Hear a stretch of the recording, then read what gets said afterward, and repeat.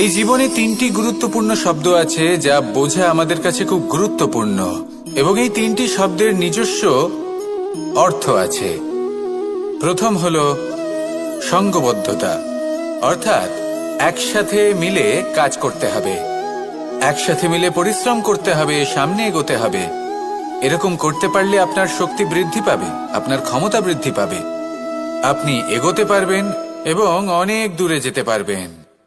দ্বিতীয় হলো আত্মবিশ্বাস। হেরে যাওয়া বস্তুও আবার জিতে নিতে পারবেন। যদি আপনার নিজের আত্মবিশ্বাস থাকে তাহলে আপনি কখনো পরাজিত হবেন না। এবং তৃতীয় হলো অহংকার। জয়লাভ করার পরেও কিন্তু এটা আপনাকে পরাজিত করতে পারে। সেই জন্য জীবনে সঙ্গবদ্ধ হন, আত্মবিশ্বাস রাখুন, কিন্তু কখনোই অহংকার করবেন না। এই অহংকার আপনার থেকে সব কিছু কেড়ে নিতে পারে। এই অহংকারের জন্যই মথুরাপতি কংস নিজের পতনের দিকে অগ্রসর হয়েছিলেন। এই অহংকারকে ত্যাগ করুন আর আমার সাথে ভালোবেসে বলুন, রাধা রাধা। এই সংসারে সব থেকে বেশি কঠিন কাজ কোনটা? কেউ বলবেন যুদ্ধ করা, কেউ বলবেন ধন অর্জন করা, আবার কেউ বলবেন জ্ঞান অর্জন করা সব থেকে বেশি কঠিন। এবার প্রত্যেক ব্যক্তির নিজস্ব অভিজ্ঞতা আছে আর সেই অনুসারে তার নিজস্ব একটা উত্তর আছে। সাধারণভাবে দেখতে গেলে এই সংসারে সব থেকে কঠিন হলো তপস্যা করা, অর্থাৎ সব কিছু ত্যাগ করে তপস্যায় নিজেকে বিলীন করে দেওয়া। এবার এর থেকে বেশি কঠিন এই সংসারে আর কি বা হতে পারে? এই সংসারে, এই সমাজে, নিজের পরিবারের মধ্যে থেকেও ধৈর্য ধরে সামনে অগ্রসর হওয়া, এটা হলো সব থেকে কঠিন কাজ। কারণ যখন আপনি তপস্যা করেন তখন সেখানে আপনার ধৈর্য ভাঙার মতো কেউ থাকেন না, না কোনো বন্ধু, না কোনো আত্মীয়, না কোনো শত্রু, কেউ না। কিন্তু যখন আপনি এই সমাজে, এই পরিবারে থাকেন, কোনো না কোনো ব্যক্তি এসে আপনার ধৈর্যের বাঁধ ভেঙে দেওয়ার ক্ষমতা রাখেন। তারা আপনার ধৈর্যের বাঁধ ভেঙে দেয়, আর কখনো কখনো তারা অনিচ্ছাকৃতভাবেই সেটা করে থাকেন। কারণ তাদের মানসিকতা আপনার থেকে আলাদা, তাদের কর্ম আপনার থেকে আলাদা, তাদের দৃষ্টিভঙ্গি আপনার থেকে আলাদা, জীবন যাপন আপনার থেকে আলাদা। সেক্ষেত্রে আপনি ধৈর্যচ্যুত হন, প্রসন্নতা আপনার থেকে ছিনিয়ে নেওয়া হয়। সেই জন্য এই সংসারে, এই পরিবারের থেকেও ধৈর্য ধরে সামনে অগ্রসর হওয়া কোনো পর্বতের শিখরে গিয়ে তপস্যা করার থেকেও অনেক বেশি কঠিন। আর যে ব্যক্তি এই সমাজেই, এই পরিবারে, সেই সকল মানুষের মধ্যে থেকে গিয়েও ধৈর্য ধরে অগ্রসর হতে থাকেন, যারা এই কাজটা শিখে নিতে পারেন, তারাই কিন্তু জীবনে আনন্দ লাভ করতে পারেন। এই ধৈর্যই শেষে আপনার জীবনে প্রসন্নতা বহন করে আনবে।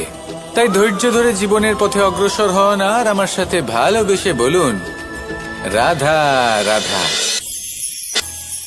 আমরা যখনই কোনো গাছের চারা রোপণ করি তখন সবার আগে পরীক্ষা করে দেখি যে যেখানে আমরা চারা রোপণ করতে চলেছি সেখানকার মাটি আদৌ উর্বর কিনা, সেই মাটি সেই চারাকে বাড়তে সাহায্য করবে কিনা। যখন একটা চারা রোপণের আগে আমরা এত কিছু ভাবতে পারি, তাহলে কাউকে বিশ্বাস করার আগে আমরা কেন ভাবি না? জীবনে কখনো এই বিশ্বাসরূপী চারা কোথাও রোপণ করার আগে বোঝার চেষ্টা করুন যে যার ওপর আপনি বিশ্বাস করতে চলেছেন সে কি আদৌ আপনার বিশ্বাসের যোগ্য কি না। ভেবে দেখুন সেই ব্যক্তি ভবিষ্যতে গিয়ে আপনার বিশ্বাস ভাঙতে পারে কি না। এটাও ভেবে দেখুন যে যাকে আপনি বিশ্বাস করতে চলেছেন তাকে আপনি বিশ্বাস করলে নিজের জীবনের উদ্দেশ্যে আপনি অগ্রসর হতে পারবেন কি না। আর তার জন্য প্রয়োজন সঠিক সিদ্ধান্ত, পরখ করা, কোনটা উচিত কোনটা অনুচিত সেটা বোঝা। আর তাতে কিন্তু আপনি সন্দেহবাতিক হবেন না, তাতে আপনি আরো নিপুণ হয়ে উঠবেন। তাই যদি আপনি নিপুণ হয়ে উঠতে চান তাহলে বোঝার চেষ্টা করুন, পরখ করে দেখুন, কোনটা উচিত কোনটা অনুচিত বুঝুন। আর বিশ্বাস তখনই করুন যখন আপনি 100% নিশ্চিত হবেন যে সে বিশ্বাসের যোগ্য। আসুন আমার সাথে ভালোবেসে বলুন, রাধা রাধা। রাধা কখনো কখনো আমার জন্য বড়ই সুগন্ধি আতর নিয়ে আসে, পারিজাত ফুলের মালা নিয়ে আসে আমার প্রসাধন করবে বলে, এবং আমার সব থেকে বেশি প্রিয় মাখন নিজে হাতে বানিয়ে আনে আমাকে নিজে হাতে খাইয়ে দেবে বলে, সবকিছু আমাকে প্রসন্ন করবে বলে। কিন্তু আপনি কখনো ভেবেছেন যে এই আতর কিভাবে বানানো হয়? সহস্র ফুলের পাপড়ি একসাথে পিষে নিতে হয়, তারপরে তার থেকে যে রস নিঃসৃত হয় সেই রস দ্বারাই আতর তৈরি হয়। অনেক সংখ্যক ফুলকে অসীম যন্ত্রণা ভোগ করতে হয়, তবে তারা আমার প্রসাধন সামগ্রী হয়ে উঠতে পারে। দুধ থেকে মাখন তৈরি করার জন্য কতটা পরিমাণ মন্থন সহ্য করতে হয় সেটা আপনি জানেন। ঠিক সেই রকমই হলো আমাদের জীবনও। বিপদও আসে, কঠিন পরিস্থিতিও আসে, এর সম্মুখীন হতে শিখুন। মনে রাখবেন, আপনি হলেন সেই দুধ যাকে মন্থন সহ্য করতে হবে মাখন হয়ে ওঠার জন্য। মনে রাখবেন, আপনি হলেন সেই ফুলের মতন যাদের পিষ্ট হতে হবে সুগন্ধি আতর হয়ে ওঠার জন্য, যাকেই সংসার পছন্দ করে। কখনো কখনো জীবনে আপনার সাথে খারাপ শুধুমাত্র এই কারণে ঘটে যাতে আপনার শ্রেষ্ঠ রূপ এই সংসারের সামনে আসতে পারে। শুধুমাত্র কঠিন পরিস্থিতি এবং বিপদকে একটা সুযোগ হিসেবে দেখার চেষ্টা করুন। আপনার জন্য এই সংসার বদলে যাবে, সংসারকে দেখার দৃষ্টিভঙ্গি পাল্টে যাবে, আপনার ভাগ্য পাল্টে যাবে, আর এই মন প্রসন্ন হয়ে বলবে, রাধা রাধা। পাশা নামক এই খেলাটি আপনারা নিশ্চয়ই খেলেছেন, না খেলে থাকলে দেখেছেন, আর যদি দেখেও না থাকেন তাহলে নিশ্চিত রূপে শুনেছেন। মহাভারতের এই মহাযুদ্ধ কোথাও না কোথাও এই পাশা নামক খেলার কারণে হয়েছিল। পাশার এই বিচিত্র খেলা, দান, এইসবের কারণে কেউ নিজের মাথায় রাজ মুকুট পরিধান করেছিলেন, আবার সেখানে পরাজিত হওয়ার জন্য কাউকে বনবাস ভোগ করতে হয়েছিল। কিন্তু এই খেলা সমাপ্ত হওয়ার পরে সমস্ত ঘুঁটি আর এই পাশার ছক একই পুটলিতে স্থান পেল। এটাই হলো আমাদের জীবন। এই সংসারে আমরা জয় পরাজয়ের বিষয়ে এতটাই ভাবি, এত চিন্তা করি যে এই জীবনের খেলার আনন্দটাই উপভোগ করতে পারি না। আর অবশেষে কি হয়? কেউ জয়ী হন, কেউ পরাজিত হন, কিন্তু দুজনেই একই স্থানে পৌঁছে যান। প্রত্যেক ব্যক্তি মৃত্যুর পরে একটি নির্দিষ্ট স্থানেই পৌঁছতে বাধ্য, কিন্তু ততক্ষণ এই জীবন, এই খেলা, তার আনন্দ উপভোগ করুন। এই সংসারে সেই ব্যক্তি শ্রেষ্ঠ স্থানে পৌঁছতে পেরেছেন যিনি এই সংসারকে প্রকাশ প্রদান করেছেন, যিনি কখনো জয় পরাজয় এ বিষয়ে ভাবেননি, শুধু এই জীবনের খেলার আনন্দ উপভোগ করেছেন। এটাই আপনিও করুন, আর আমার সাথে ভালোবেসে বলুন, রাধা রাধা। প্রত্যেক মানুষ নিজের জীবনে দুঃখ অনুভব করেন। প্রত্যেকের দুঃখ আলাদা হতে পারে। কারোর মনে এই দুঃখ থাকে যে সে তার বাবা মায়ের সব ইচ্ছে পূরণ করতে পারেননি। কেউ এটা ভেবে দুঃখ পান যে সে চিরকাল সদাচার করেছেন, সৎকর্ম করেছেন, কিন্তু তাও তাকে দুরাচারী বলে মনে করা হয়। কেউ এটা ভেবেও দুঃখ পান যে তার সামনে যে ব্যক্তি রয়েছেন তার চোখে তিনি শত্রু হয়ে উঠেছেন বা দুষ্ট হয়ে উঠেছেন, যেখানে তিনি হয়তো কোনো অনুচিত কাজই করেননি। এবার এই সমস্ত বিষয় নিয়ে ভেবে নিজের ব্যক্তিত্ব নিয়ে সন্দেহ প্রকাশ করবেন না।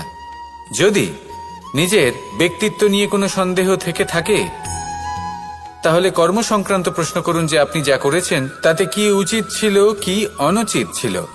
যেটা প্রয়োজন সেটা এটা বোঝার যে আপনার অন্তর্মন, আপনার বিবেক আপনাকে কি বলছে, আর আপনার অন্তর্মন আর আপনার বিবেক আপনাকে যেটা করতে বলবে শুধু সেটাই করুন।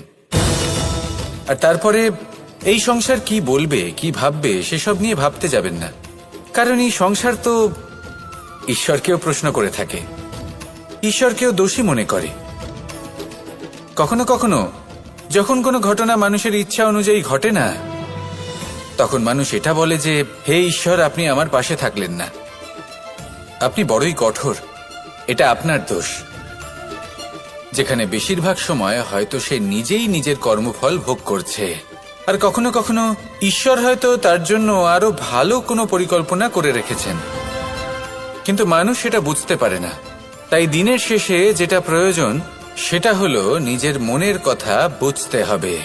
আপনার বিবেক কি বলছে শুধু সেটাই করুন আর সামনে এগোতে থাকুন। আমার সাথে ভালোবেসে বলুন, রাধা রাধা। পরিবর্তন, এটা হলো সৃষ্টির অমূল্য নিয়ম।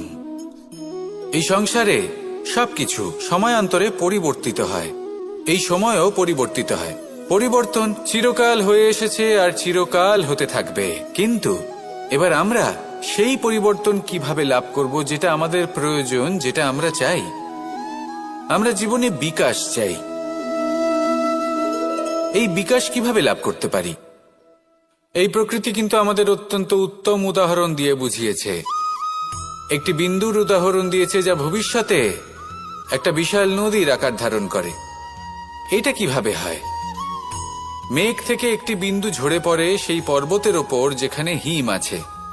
সেই হিমের সংস্পর্শে আসা মাত্র সেই বিন্দুর সাথে আরো বেশ কিছু বিন্দু যুক্ত হয়, তারপর তারা অগ্রসর হয়, আরো কিছু বিন্দু যুক্ত হয়, আস্তে আস্তে একটা ক্ষীণ ধারার রূপ ধারণ করে এবং সেটাই ভবিষ্যতে আরো এগোতে থাকে। অনেকটা যাওয়ার পর যখন অনেক সংখ্যক বিন্দু একসাথে যুক্ত হয় তখন সেটা বিশাল নদীর আকার ধারণ করে। এবার আমরা মানুষ বলে আমাদের সাথে এই নিয়মের অন্যথা হয় তা নয়। আমরাও এই প্রকৃতির অংশ, আমাদের ক্ষেত্রেও একই নিয়ম প্রযোজ্য। যখন পরিশ্রম করে অনেক সংখ্যক বিন্দু আমরা একত্রিত করব তখনই পরিবর্তনের নদী প্রবাহিত হবে। প্রয়োজন হলো নিরন্তর পরিশ্রম করা এবং ধৈর্য ধরা। এটা করতে থাকুন, জীবনে সবকিছু লাভ করতে পারবেন, কারণ প্রকৃতি আমাদের এটাই শিখিয়েছে। আর আমরা এই ব্রহ্মরই একটি অংশ, যার দ্বারা এই ব্রহ্মাণ্ড নির্মিত। আসুন আমার সাথে ভালোবেসে বলুন, রাধা রাধা। কখনো এই প্রকৃতির দিকে তাকিয়ে থাকবেন। এই প্রকৃতি অনেক ধরনের শিক্ষা দেয়। কোন একটা গাছকে দেখুন কিভাবে সে মাটি থেকে জল শুষে নেয়। সে ঝড় হোক বা হোক কড়া রোদ সব সহ্য করে এবং অবশেষে সে ফল ধারণ করে। আর সেই ফল উৎপন্ন করার পরে সে ফল কিন্তু সে নিজে গ্রহণ করে না, এই সংসারকে প্রদান করে, যাতে পশু পাখি মানুষ তারা এই ফল গ্রহণ করে শক্তিশালী হয়ে উঠতে পারে, সুস্থ থাকতে পারে। সেভাবেই নদী, সরোবর এরা নিজেরাও কিন্তু নিজেদের জল গ্রহণ করে না, মাটিকে প্রদান করে, পশু পাখিকে প্রদান করে। সূর্য নিজেও নিজের জন্য প্রজ্বলিত হয় না, সে প্রকাশ ছড়িয়ে দিতে চায় আমাদের সবার কাছে, সে আলো পৌঁছে দিতে চায়। এই প্রত্যেকের কর্মে পরমার্থ নিহিত আছে, আর সেই জন্যই এদের সকলকে পুজো করা হয়। তাই মনে রাখবেন, আপনার কাছে জীবন যাপনের অতিরিক্ত যা কিছুই আছে তা পরমার্থের জন্য। তাহলে তার সদ্ব্যবহার করুন আর আমার সাথে ভালোবেসে বলুন, রাধা রাধা। আমরা প্রত্যেকেই অবশ্যই এমন সময় দেখেছি যখন অনেকগুলো সমস্যা একসাথে আমাদের জীবনে এসে পড়ে। সমস্যা আমাদের প্রত্যেকের জীবনেই থাকে। আমরা তার সমাধান খুঁজতে চেষ্টা করি, কখনো সমাধান খুঁজে পাই, আবার কখনো যতই চেষ্টা করি না কেন কোনো সমাধান খুঁজেই পাই না। আর যখন এটা হয় তখন মানুষ অত্যন্ত বিচলিত হয়ে পড়েন। নিজের আত্মীয় স্বজন, নিজের বন্ধু বা সংসার এদের ওপরে এই দোষ চাপিয়ে দেন যে এদের জন্যই এই সমস্যা এসেছে। এবার যদি আমি আপনাকে কোনো পরামর্শ দিই তাহলে এটাই বলবো যে দৃষ্টিভঙ্গি পাল্টে দেখুন। এই দৃষ্টিভঙ্গি দিয়ে দেখুন যে এই সংসারে যে সমস্যায় আসুক না কেন তার জন্য কেউ দোষী নয়, না আপনি না অন্য কেউ। এই পুরো খেলাটাই আপনার মানসিকতা, আপনার দৃষ্টিভঙ্গির, আপনার মনের। কিভাবে বোঝাচ্ছি? যখন আমাদের মন শক্ত থাকে তখন কঠিন থেকে কঠিনতর পরিস্থিতিও আমাদের জীবনে খুব বেশি হলে প্রতিস্পর্ধা হয়ে থেকে যায়। সেখানে যদি আমাদের মন দুর্বল থাকে, তখন অল্প কঠিন পরিস্থিতিও আমাদের কাছে খুব বড় সমস্যা হয়ে যায়, তাই না? একটা শক্ত মন কঠিন পরিস্থিতিকে প্রতিস্পর্ধা হিসেবে দেখে আর তার মধ্যেও একটা সুযোগ খুঁজে নেয়। আমাদের শুধু এটাই করতে হবে। এই সংসারে অন্য কাউকে দোষী মনে করলে আপনার সমস্যা দূর হয়ে যাবে না। সেই জন্য এই সংসারকে দোষ দেওয়ার বদলে এই সমস্যার মূলে চলে যান, সেটাকে বুঝুন, নিজের এই মনকে শক্ত করে তুলুন। যদি আপনার মন শক্তিশালী হয়, তাহলে এই সংসারে অনেক বড় বড় কঠিন থেকে কঠিনতর পরিস্থিতিও যদি আসে, আপনার জীবনে যতই বড় বড় সমস্যা আসুক না কেন, আপনার লক্ষ্য লাভে বাধা দিতে পারবে না। আসুন আমার সাথে ভালোবেসে বলুন, রাধা রাধা। আমরা সবাই পাথর দেখেছি, পর্বতও দেখেছি, শুকনো পাতাও দেখেছি, শ্যামল বনানীও দেখেছি। কখনো ভেবেছেন পাথরের অস্তিত্ব কিন্তু ততক্ষণ পর্যন্ত যতক্ষণ সে পর্বতের গায়ে আটকে থাকে।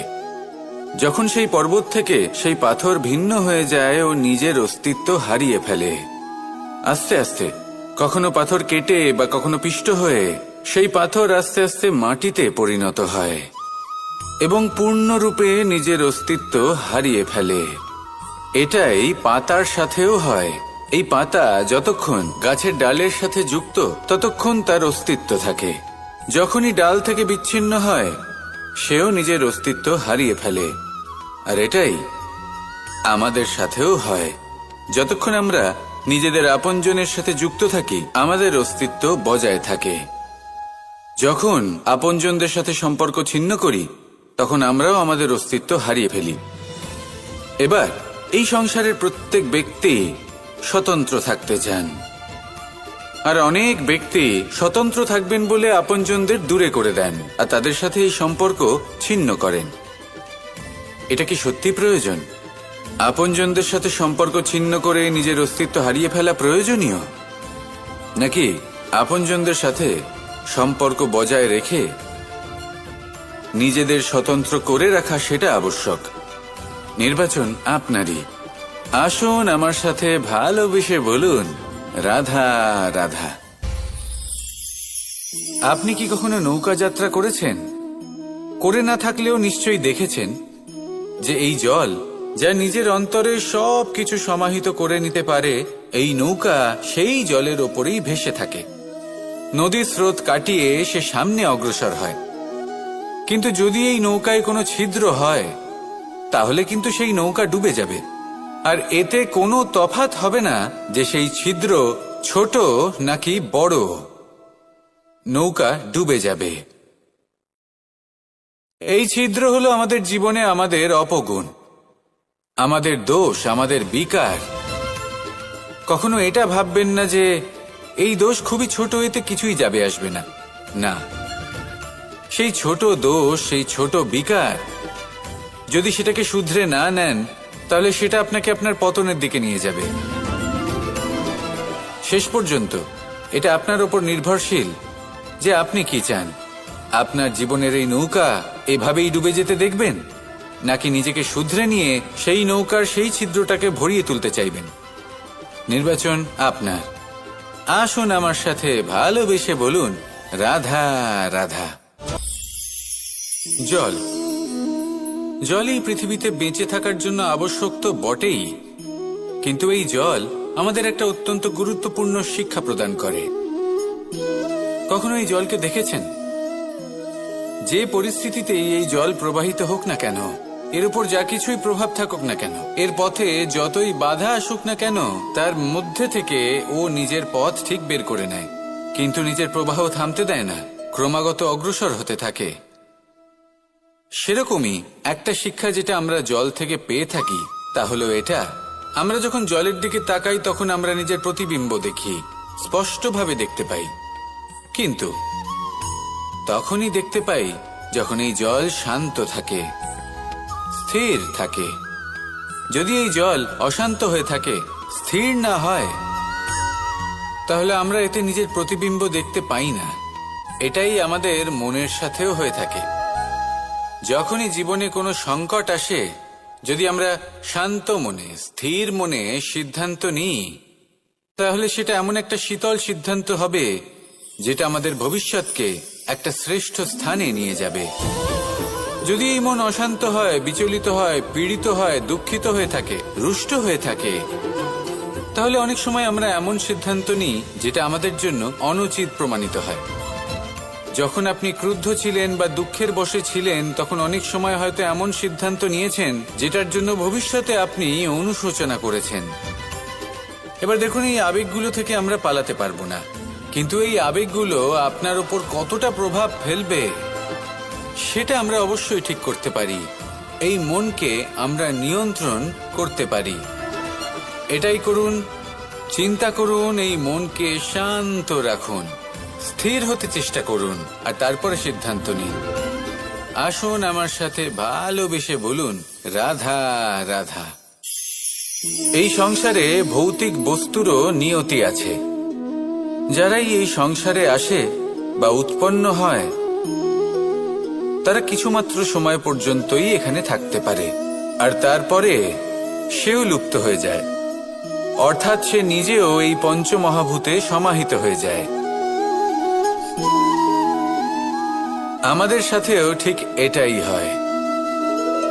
সেই জন্যই ঈশ্বর দ্বারা প্রদত্ত এই উপহারের বিষয়ে ভাবুন, এই জীবনের বিষয়ে ভাবুন।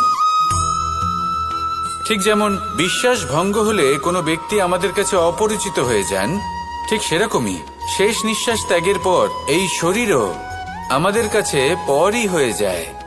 তাই এই শরীর থাকাকালীন শ্রেষ্ঠভাবে একে সদ্ব্যবহার করুন, এই জীবনে শ্রেষ্ঠ কর্ম করুন, আর এই জীবনকে শ্রেষ্ঠভাবে যাপন করার জন্য কিছু কথা বোঝা প্রয়োজনীয়। যদি আপনি কারোর প্রশংসা করেন, তাহলে পূর্ণ হৃদয় দিয়ে করুন।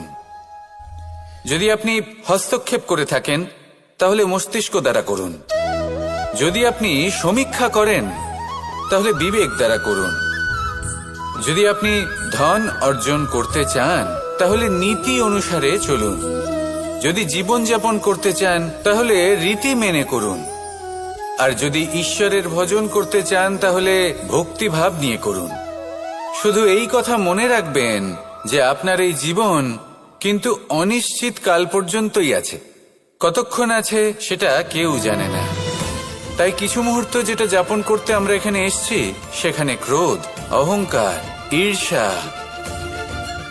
এইসব আবেগের কি গুরুত্ব বলুন তো? এগুলো ত্যাগ করুন। মানুষকে ক্ষমা করতে শিখুন, আস্তে আস্তে বিশ্বাস করতে শিখুন। এই সংসারে নিঃস্বার্থভাবে প্রেম করতে শিখুন, আর সবার মধ্যে আনন্দ বিতরণ করুন। তাই এই সব গুণ যদি আপনি আত্মসাৎ করতে পারেন, তাহলে আপনার জীবনে শুধু আনন্দ এবং আনন্দই বিরাজমান হবে। আসুন আমার সাথে ভালোবেসে বলুন, রাধা রাধা। এবার কখনো কখনো জীবনে আমাদের মনে হয় যে চতুর্দিকে শুধুমাত্র অন্ধকারই হয়ে আছে। প্রত্যেকেরই তা কখনো মনে হয়। আর তখনই আমাদের নিরাশ হলে চলবে না, আমাদের দুঃখী হলে চলবে না। সেই সময় আমাদের খুঁজতে হবে নিজেদের আশেপাশে, চতুর্দিকে, আর কোথাও না কোথাও আমরা প্রকাশ অবশ্যই দেখতে পাব, আশার একটা কিরণ অবশ্যই দেখতে পাব। কেউ এমন একটা কর্ম করেন যেটা দেখে আমরা প্রেরিত হয়ে যাই, আর এমন কোনো কর্ম যদি আপনারা করেন, তাহলে সেই কর্ম আপনার মনকে প্রসন্ন ভাব, আনন্দ এবং ভালোবাসা দ্বারা ভরিয়ে তুলবে। আপনার অন্তরের সেই অন্ধকারের অন্ত করবে, দুঃখেরও অন্ত করবে। আর এই মন প্রসন্ন ভাব নিয়ে বলবে, রাধা রাধা। যদি কোনো সিংহ বানরের মতো গাছে চড়তে চেষ্টা করে, তাহলে কি হবে? একটা মাছ যদি মাটিতে হাঁটতে চেষ্টা করে, তাহলে কি হবে? তারা বিফলই হবে। কিন্তু এরকম কেন হয়? তার কারণ হলো প্রকৃতির রচনা কিছুটা এরকম। এখানে প্রত্যেকটি ব্যক্তিকে, প্রত্যেকটি প্রাণীকে আলাদা আলাদা গুণের অধিকারী করা হয়েছে, এবং সকলকে একটা সীমাও প্রদান করা হয়েছে। এবার এই যে বৃক্ষ, পশু, পাখি, এদের মধ্যে সেই ক্ষমতাই নেই যে এরা নিজেদের যাচাই করতে পারবে, নিজেদের সীমাগুলো বুঝতে পারবে। নিজেদের সদ্গুণগুলো চিনতে পারবে, এরা সেটা করতে পারবে না। কিন্তু মানুষ তো আলাদা। মানুষের কাছে সেই বিশেষ শক্তি আছে যে তারা পূর্ণরূপে নিজেদের যাচাই করতে পারবে, নিজেকে পূর্ণরূপে বুঝতে পারবে, নিজের দোষ, নিজের অপগুণ, নিজের সদ্গুণ, নিজেদের সীমাগুলো তারা বুঝতে পারবে। আর এটা অত্যন্ত গুরুত্বপূর্ণ। কথায় আছে যে যদি সাফল্য লাভ করতে হয় তাহলে নিজেকে যাচাই করে নিতে হবে। তাই নিজেকে যাচাই করুন, নিজের সাথে পরিচিত হয়ে যান এবং জীবনে কর্ম করতে থাকুন। সাফল্যের শিখরে অবশ্যই পৌঁছে যাবেন। আর ওখানে যদি যান তাহলে এই মন প্রসন্ন হয়ে অবশ্যই বলবে, রাধা রাধা। বনের মধ্যে যদি আপনি কোনো বিষাক্ত সাপ দেখেন তাহলে কি করবেন? আপনি তখনই তার থেকে দূরে পালাতে চেষ্টা করবেন। আর এটা কেন করবেন? নিজের রক্ষার্থে। এই কথা আমি নয় মেনে নিলাম, কিন্তু নিজের জীবনে এটা করেন না কেন? আপনি যেখানেই যান, যে স্থানেই যান না কেন, প্রত্যেক সময়, প্রত্যেক মুহূর্তে এমন বিষাক্ত সাপ আপনি অবশ্যই খুঁজে পাবেন। আর সেই সাপ নয় যাদের আপনি বনে খুঁজে পাবেন, এরা হলো সেই সাপ যা আপনাকে পাপ করতে বাধ্য করবে। আপনার অন্তরের বাসনা, ক্রোধ, অহংকার, লোভ, ঈর্ষা এদের বৃদ্ধি ঘটাবে। দেখুন, বনের এই সাপ আপনাকে একবার ছেড়ে দিতেও পারে, ছোবল নাও মারতে পারে, কিন্তু এই যে পাপরূপী সাপ আছে তা অবশ্যই ছোবল মারবে। কর্ম যদি করেন তাহলে অবশ্যই ফল পাবেন। সেই জন্য যখনই কোথাও যাবেন, যদি এমন কাউকে দেখেন, যদি এমন কিছু দেখেন যে আপনাকে পাপ করতে বাধ্য করছে, তাহলে সেই মুহূর্তে সেখান থেকে পালিয়ে যান। যেমন বনের সাপ দেখে আপনি পালাতে থাকেন। সৎকর্মের রক্ষা অত্যন্ত আবশ্যক। আসুন আর আমার সাথে ভালোবেসে বলুন, রাধা রাধা। মনুষ্য জীবনের সব থেকে বেশি গুরুত্বপূর্ণ বিষয় হল মনের একাগ্রতা। এই সংসারের যে কটি মহান কার্য সম্পাদন হয়েছে তা হল মনের এই একাগ্রতার একমাত্র ফল। আপনি অবশ্যই দেখে থাকবেন, অনেক ছোট বড় নদী যা বয়ে চলে তাদের সামনে একটা বাঁধ নির্মাণ করা হয় সেই সব নদীর জল সঞ্চয় করতে। বাঁধ হয়ে গেলে প্রয়োজন মতো বা মনের ইচ্ছে মতো তাকে ব্যবহার করা সম্ভব। এবার এটাই আমাদের মনের সাথেও সম্ভব। আমাদের মনের একাগ্রতা আজকের দিনে দাঁড়িয়ে বিভিন্ন ধরনের বিকার, ক্রীড়া এবং ভোগের মধ্যে ভাগ হয়ে গেছে। একে একত্রিত করতে হবে, একটা বাঁধ নির্মাণ করতে হবে। শুধু এটাই করতে হবে, যেটা উচিত কর্ম সেটাই করুন, যেটা অনুচিত কর্ম সেটা করা থেকে নিজেকে বিরত রাখুন। এটাই করতে হবে, যেটা উচিত কর্ম সেটাই করুন, যেটা অনুচিত কর্ম সেটা করা থেকে নিজেকে বিরত রাখুন। ব্যাস, এই কাজটাই আপনি করতে থাকুন, করতে থাকুন। মনের মধ্যে একাগ্রতার বাঁধ নির্মাণ করুন। আর একবার যদি তা নির্মাণ হয়ে যায় তাহলে যখন চাইবেন, যেখানে চাইবেন, যতটা চাইবেন একাগ্রতা প্রয়োগ করতে পারবেন। আর একবার যদি আপনি এটা শিখে যান তাহলে এই সংসারকে বদলে ফেলার মতো কাজ আপনি করতে পারবেন, সমাজকে শোধরাবার মতো কাজ করতে পারবেন। তাহলে এই মনকে একাগ্র করুন আর আমার সাথে ভালোবেসে বলুন, রাধা রাধা। আমরা সবাই ফল খাই, কিন্তু আমাদের সেই ফলই প্রিয় হয় যে পরিপক্ক হয়ে ওঠে, যেটা নম্র হয়, আর যে ফল অনেক বেশি মিষ্টি আর সুস্বাদু হয়ে থাকে, যাদের রঙে বাহার দেখা যায়। সেইভাবে জীবনে আমরা নানান মানুষের সাথে পরিচিত হই, কিন্তু সেই মানুষই আমাদের মন ছুঁয়ে যায় যারা বিনম্র স্বভাবের, যাদের বাণী খুব মধুর, যাদের অন্তরে আত্মবিশ্বাসের একটা তেজ, একটা রং দেখা যায়। এবার এমন ব্যক্তি আমরা কি করে হব? ঠিক সেইভাবেই যেমন একটা ফল রোদ, বর্ষা, শীত, বায়ু এই সকল সংকটময় পরিস্থিতির সম্মুখীন হয়ে পরিপক্ক হয়ে ওঠে, সেইভাবেই মানুষ সংকটময় পরিস্থিতির সম্মুখীন হয়ে পরিপক্ক হয়ে ওঠেন। যদি এই সংকটের সম্মুখীন হন তাহলে অভিজ্ঞ হবেন, আর এই অভিজ্ঞতাই শিক্ষা দিয়ে যাবে। এই অভিজ্ঞতা আমাদের শিখিয়ে দেয় যে আমাদের বিনম্র থাকতে হবে। অহংকার করে কোনো লাভ নেই। মধুর বাণীর যে কি মূল্য তা আমরা শিখতে পারি। এই অভিজ্ঞতাই আমাদের বুঝিয়ে দেয় যে উচিত অনুচিত কোনটা আমাদের দৃষ্টিভঙ্গি তৈরি করে, আর এই দৃষ্টিভঙ্গি দ্বারা আত্মবিশ্বাস জাগ্রত হয়। সেই জন্য জীবনে কখনো বিপদ থেকে দূরে পালাবেন না, সেগুলোর সম্মুখীন হন, অভিজ্ঞতা লাভ করুন, তার থেকে শিক্ষা লাভ করুন, এইভাবেই পরিপক্ক হবেন। আসুন আমার সাথে ভালোবেসে বলুন, রাধা রাধা। ধন সঞ্চয় করা সম্ভব, আর সেই জন্য ধন সব থেকে বেশি মূল্যবান সম্পত্তি নয়। এবার আপনি বলবেন, এ আমি কি বলছি? এই ধন খুব মূল্যবান, আমরা সকলে অর্জন করতে ব্যস্ত। সেটা এই কারণে, কারণ আপনারা জানেন না এই সংসারের সব থেকে বেশি মূল্যবান সম্পত্তি কি। এ হলো সেই সম্পত্তি যা কখনো সঞ্চয় করা সম্ভব নয়। আপনার কাছে যতই ধন থাকুক তা দিয়ে আপনি স্বাস্থ্য লাভ করতে পারেন, বাড়ি কিনতে পারেন, আদি ইত্যাদি, কিন্তু আপনি যতই ধনী হন না কেন, ফেলে আসা দিনের একটা মুহূর্ত আপনি লাভ করতে পারবেন না। এই একটা মুহূর্ত, এই সময়, এটাই হলো সংসারের সব থেকে মূল্যবান সম্পত্তি। একবার চলে গেলে তা কখনোই ফিরে আসে না। আর এই মুহূর্ত যতই চলে যাক না কেন, আমরা স্মৃতির মাধ্যমে সেগুলি যাপন করতে পারি, তার আনন্দ উপভোগ করতে পারি। আর যার সাথে আমরা সময় অতিবাহিত করেছি তার স্মৃতিতে আমরা চিরকাল জীবিত থাকতে পারি। সেই জন্য সময় সব থেকে মূল্যবান সম্পত্তি, তাকে এইভাবে নষ্ট করবেন না। প্রত্যেকটা মুহূর্ত উপভোগ করুন, আনন্দ করুন, আর ভালোবেসে বলুন, রাধা রাধা।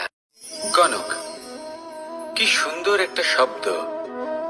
এর অনেকগুলো রূপ রয়েছে, অনেকগুলো অর্থও রয়েছে। প্রথম অর্থ হলো স্বর্ণ, অর্থাৎ সম্পত্তি।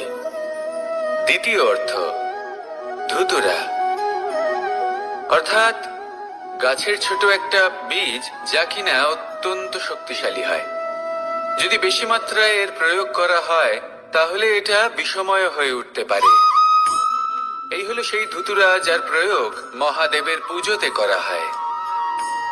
এবার প্রশ্ন হলো এটাই যে এই স্বর্ণ এবং এই ধুতুরার মধ্যে মিল কি রয়েছে। মিল হলো এটাই যে এই দুটোই মানুষকে মত্ত করে তোলে।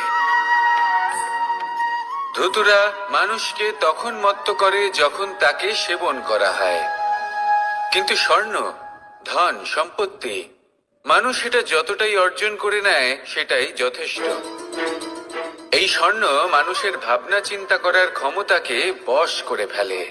মানুষ সম্পত্তির লোভে মত্ত হয়ে ওঠে, কারণ যে যত চমৎকারী, যতটা অমূল্য হয় তাকে সামলানো কিন্তু ততটাই কঠিন, তাই না?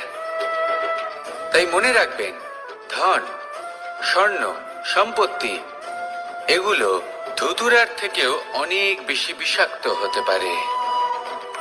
তাই এর ওপর আত্মসংযমের একটা কবচ পরিয়ে রাখবেন এবং বিবেকের শক্তির সাথে এগুলো প্রয়োগ করুন, তবেই কল্যাণ হবে। আসুন আমার সাথে ভালোবেসে বলুন, রাধা রাধা। রোগ যদি এসে থাকে তাহলে তার ওষুধও অবশ্যই আসে। সমস্যা যদি আসে তাহলে সেই সমস্যার সমাধানও নিজে থেকেই আমাদের কাছে চলেই আসে। এই সংসার, এই জীবনের শুধুমাত্র একটাই নিয়ম আছে, আর তা হলো এটাই, এই সংসার হলো একটা চক্রের মতো। এতে শাশ্বত বলে কিছু নেই, নিত্য বলে কিছু নেই, আর যা কিছুই রয়েছে সব বদলাতে চলেছে। যদি আপনার জীবনে দুঃখ থাকে, সমস্যা থাকে, যদি আপনি বিপদ দ্বারা আচ্ছন্ন, তাহলে মনে রাখবেন সবকিছু বদলে যেতে চলেছে। দুঃখের সময় কাঁদবেন না, মনকে আরো দুঃখী করে তুলবেন না, কারণ এখানে যা কিছুই এসেছে তা যাওয়ার জন্যই এসেছে। তাহলে এত চিন্তা কিসের? আনন্দ সহকারে জীবন যাপন করুন, আর আমার সাথে ভালোবেসে বলুন, রাধা রাধা। মানুষের জীবনে তিনটি গুণ অত্যন্ত প্রয়োজনীয়: শ্রদ্ধা, বিনম্রতা, যোগ্যতা। যদি জ্ঞান লাভ করতে চান তাহলে শ্রদ্ধার প্রয়োজন, যদি মান লাভ করতে চান তাহলে স্বভাবে বিনম্র হওয়া প্রয়োজন, আর যদি মনোবাঞ্ছিত স্থান লাভ করতে চান তাহলে যোগ্যতার প্রয়োজন। বিষয়টা সহজ। শ্রদ্ধা আপনাকে জ্ঞান দেবে, নম্রতা আপনাকে মান, আর যোগ্যতা উচিত স্থান দেবে। কিন্তু যদি আপনি এই তিনটি গুণ সম্মিলিত করেন তাহলে এমন কিছু লাভ করবেন যা এই সব কিছুর থেকে অনেক ঊর্ধ্বে। সম্মান। আর এ হলো সেই সম্মান যা প্রত্যেক মানুষের নিজের জীবনে লাভ করতে চেষ্টা করা উচিত, কারণ এই হলো সেই সম্মান যার কারণে আপনি চলে যাওয়ার পরেও এই সংসার আপনাকে ভালোবাসবে আর মনে রাখবে। আসুন আমার সাথে ভালোবেসে বলুন, রাধা রাধা। জীবনে গতি অত্যন্ত গুরুত্বপূর্ণ, মতিও হলো গুরুত্বপূর্ণ, এবং তার থেকেও বেশি গুরুত্বপূর্ণ হলো সঙ্গতি। একটা জলের ফোঁটা, তার মধ্যে গতি থাকে, প্রকৃতির মধ্যে তা লাভ করার ইচ্ছে নিহিত থাকে, কিন্তু এই যে সঙ্গতি তা নির্ধারিত করে যে এই জলের ফোঁটা ঝিনুকের মুখে পড়ে মুক্ততে পরিণত হবে নাকি বিষাক্ত সাপের মুখে পড়ে বিষে পরিণত হবে। এবার দেখুন, এই জঞ্জাল স্বর্ণকারের দোকানের সামনেও থাকে এবং জঞ্জাল একজন ব্যবসাদারের দোকানেও থাকে, কিন্তু জঞ্জাল যা স্বর্ণকারের দোকানে থাকে তা ব্যবসাদারের দোকানের জঞ্জালের থেকে অনেক বেশি মূল্যবান, কারণ তার মধ্যে সোনার কণার সঙ্গতি থাকে। সেই জন্য জীবনে সঙ্গতির উপর বিশেষ গুরুত্ব দেবেন। যেমন সঙ্গতি তেমনই আপনি হবেন। আসুন আমার সাথে ভালোবেসে বলুন, রাধা রাধা। প্রত্যেক প্রাণী ভালোভাবে জীবন যাপন করতে চান, এটা তাদের স্বভাবে আছে এবং ভাবাটা অনুচিত নয়। কিন্তু একটা ভালো জীবনের গুরুত্বপূর্ণ অংশ কোনটা? বসবাসের স্থান। সেই স্থান যেখানে আমরা জীবন অতিবাহিত করি। এবার মানুষ ভাবতে পারেন যে একটা ভালো বাসস্থানের অর্থ কি? সেই স্থান যেখানে সহজে জল পাওয়া যায়, যেখানে শুদ্ধ বায়ু পাওয়া যায়, যেখানে আনাজ উৎপন্ন হয়। এটা জীবনযাপনের জন্য পর্যাপ্ত বটে, কিন্তু ভালো জীবনযাপনের জন্য আরো একটা কথা আপনাকে বুঝতে হবে। সাধু, জ্ঞানী, পণ্ডিত ব্যক্তি, এই সকল মহাপুরুষ, এনাদের যে বাসস্থান তা অত্যন্ত বিশেষ হয়। এখানে এক ধরনের বিশেষ ইতিবাচক শক্তি থাকে, এমন একটা স্থান যেখানে দেবতারাও বিচরণ করেন। জীবন আমরা সবাই যাপন করি, কিন্তু জীবনের উদ্দেশ্য শুধুমাত্র জীবন যাপন করা নয়। জীবনের উদ্দেশ্য হলো মুক্তি লাভ করা।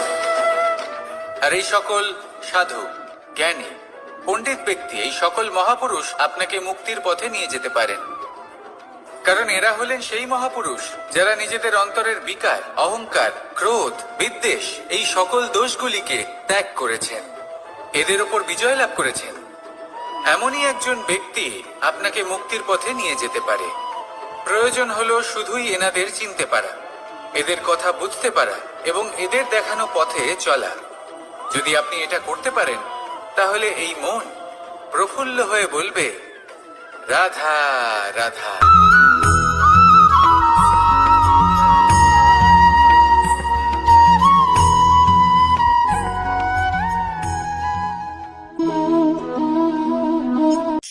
এই শুকনো পাতাটিকে দেখুন, নিষ্প্রাণ হয়ে পড়েছে। একটা গাছের ডালে ছিল, সেই গাছ ওর লালন পালন করত। যখন যখন বাতাস বইত, এই পাতায় কম্পন দেখা দিত, মনকে প্রফুল্ল করে তুলত। কোনো একদিন এই পাতা গাছের ডাল থেকে ঝরে পড়ে গেল। নিঃসন্দেহে ও নিজের স্বাধীনতা পেল, কিন্তু আস্তে আস্তে শুকিয়ে গেল, নিষ্প্রাণ হয়ে গেল। দেখুন, আমি এই কথা বলছি না যে স্বাধীনতা অনুচিত, কখনোই না। কিন্তু যে কোনো পরিস্থিতিতে স্বাধীন হতে চাওয়া এটা নিশ্চিতরূপে অনুচিত। আমরা যদি আমাদের জীবনে পরিবারের গুরুত্ব ভেবে দেখি, তাহলে এই পরিবারে যতই মতভেদ থাকুক না কেন, যতই মনোমালিন্য থাকুক না কেন, যতই বিবাদ থাকুক না কেন, এই সব মিটিয়ে নেওয়া অত্যন্ত প্রয়োজনীয়। সেই সবকিছু সমাপ্ত করা অত্যন্ত প্রয়োজনীয়। কখনো এই পরিবারকে ভাঙতে দেবেন না, কখনো এই পরিবার থেকে দূরে চলে যাবেন না। এই পরিবার হলো আমাদের জীবনের একটা অমূল্য সম্পদ, অমূল্য এক আশ্রয়, যা এই সংসারে হয়তো কোথাও আপনি পাবেন না। তাই একে আগলে রাখুন। পরিবার সেই গাছ আসুন আমার সাথে ভালোবেসে বলুন রাধা। সেই গাছ, আসুন আমার সাথে ভালোবেসে বলুন রাধা রাধা।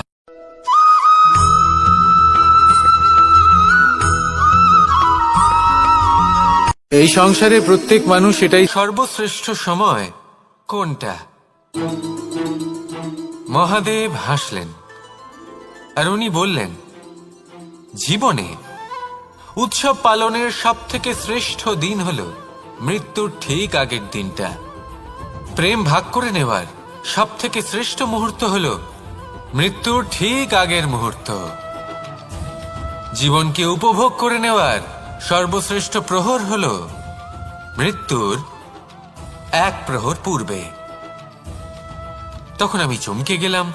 আমি বললাম, কিন্তু মহাদেব, মৃত্যু তো অনিশ্চিত, আমরা জানিও না কবে আমাদের মৃত্যু হবে। মহাদেব আবার হাসলেন। উনি বললেন যে যদি আমরা এভাবে জীবন কাটাই যে আমরা জীবনের প্রত্যেক দিন, প্রত্যেক মুহূর্ত, প্রত্যেক প্রহর শেষ বলে মনে করি, তাহলে আমাদের সমস্ত জীবন আনন্দের সাথেই অতিবাহিত হবে। কি বলেন?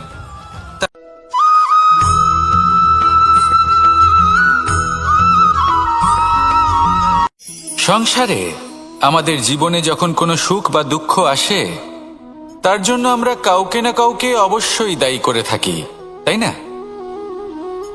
এই ব্যক্তি আমাদের সাথে এরকম কাজ করেছেন, তাই আমার সাথে এমন হলো। ওই ব্যক্তি যদি এমনটা না করতেন, তাহলে আজ আমি ওই স্থানে পৌঁছতে পারতাম। সবই আপনার দৃষ্টিভঙ্গির ওপর নির্ভরশীল, আর যদি আপনার দৃষ্টিভঙ্গি এমন হয়, তাহলে তা অনুচিত। সত্যি কথা বলতে, এই সংসারে ভিন্ন ভিন্ন ধরনের মানুষ আছে। এটা আপনার উপর নির্ভর করছে কিভাবে তাদের স্বাগত জানাবেন। একবার ভাবুন, আমি আমার দুটো হাত সামনে নিয়ে এলাম, দুটো মুঠো খুলে দিলাম। দুই প্রকারের মানুষ আসবেন, কিছু না কিছু দিয়ে যাবেন। এই মুঠো যদি আমি বন্ধ করে দিই, তাহলে না কেউ আমাকে কিছু দিতে পারবে, না আমার কিছু যাবে আসবে। নিশ্চয়ই বুঝতে পারছেন এই দুই ধরনের ব্যক্তি কারা এবং তারা কি দিয়ে যান। আমি যদি নিজের মুঠো খুলে দিই, তাহলে কিছু ভালো মানুষ আসবেন, আমাকে আনন্দ, সন্তুষ্টি, জ্ঞান প্রদান করে যাবেন, ভালো অভিজ্ঞতা দিয়ে যাবেন। কোনো খারাপ ব্যক্তি যদি আসেন, তাহলে তিনিও খারাপ অভিজ্ঞতা দেবেন, যার থেকে আমি শিক্ষা লাভ করব। এই সব কিছু আমি লাভ করতে পারি। মুঠো যদি বন্ধ করে রাখি, তাহলে আমি কিছুই পাবো না। দেখুন, এই সংসারে প্রত্যেকের জীবনে এইরকম।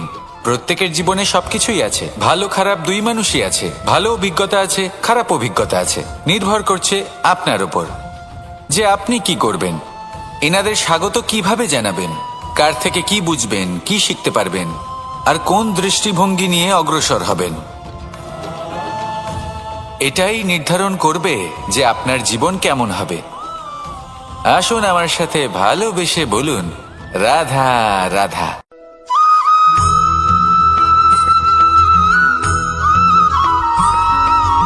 জীবনে অগ্রসর হওয়ার জন্য আমাদের কাকে প্রয়োজন হয়?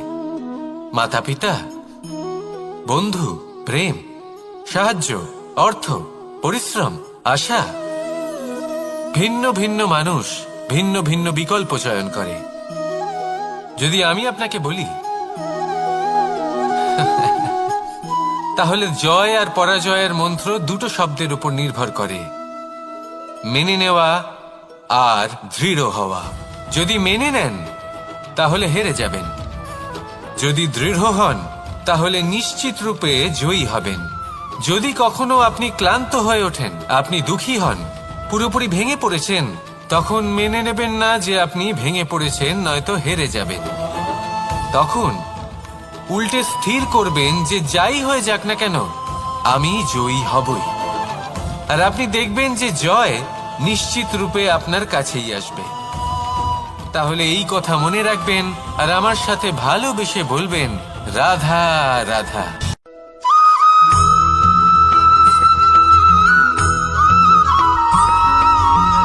ভালো, শুধু ওনাদের কঠোর ব্যবহার দেখলে আমরা একটু ভয় পেয়ে যাই। এবার ওনাদের এই কঠোর ব্যবহার আমাদের ভালো না লাগলেও অত্যন্ত আবশ্যক, কারণ মাতার থেকে আমরা যে শক্তি লাভ করি তা যেন নিয়ন্ত্রণ হারিয়ে বিধ্বংসী না হয়ে ওঠে। আমরা যেন কোনো কুপথে না চলে যাই, আমরা কখনো যেন দোষ না করে ফেলি শুধু সেই জন্য পিতা এবং গুরু একটু কঠোর হয়ে ওঠেন, এবং ওনাদের এই কঠোর আচরণ ভবিষ্যতে গিয়ে আমরা অবশ্যই বুঝতে পারি। জীবনে কিছু বছর আমরা এগিয়ে যাই আর তারপর আমরা বুঝতে পারি যে বাবা এবং গুরু আমাদের যথেষ্ট ভালোবাসতেন, কিন্তু ওনাদের ভালোবাসার বহিঃপ্রকাশ আলাদা। প্রয়োজনীয় হলো এটা দেখার, এটা বোঝার যে শুরু থেকে আমাদের প্রতি ওনাদের আচরণ কেমন ছিল। ওনাদের কঠোর হওয়ার পেছনে ওনাদের ভালোবাসাটা বোঝার চেষ্টা করুন, ওনাদের চিন্তাটা বোঝার চেষ্টা করুন, ওনাদের পথপ্রদর্শনের আড়ালে আপনার ভবিষ্যতের জন্য যে পরিকল্পনা ওনারা করেছেন সেটা বোঝার চেষ্টা করুন। তখন আপনারা বুঝতে পারবেন ওনাদের ভালোবাসাকে। আপনার মনের মধ্যে আপনা থেকেই ওনাদের প্রতি সম্মান জেগে উঠবে। নিজের পিতা এবং নিজের গুরু এই দুজনের প্রতি কৃতজ্ঞতা প্রকাশ করুন আর আমার সাথে ভালোবেসে বলুন, রাধা রাধা।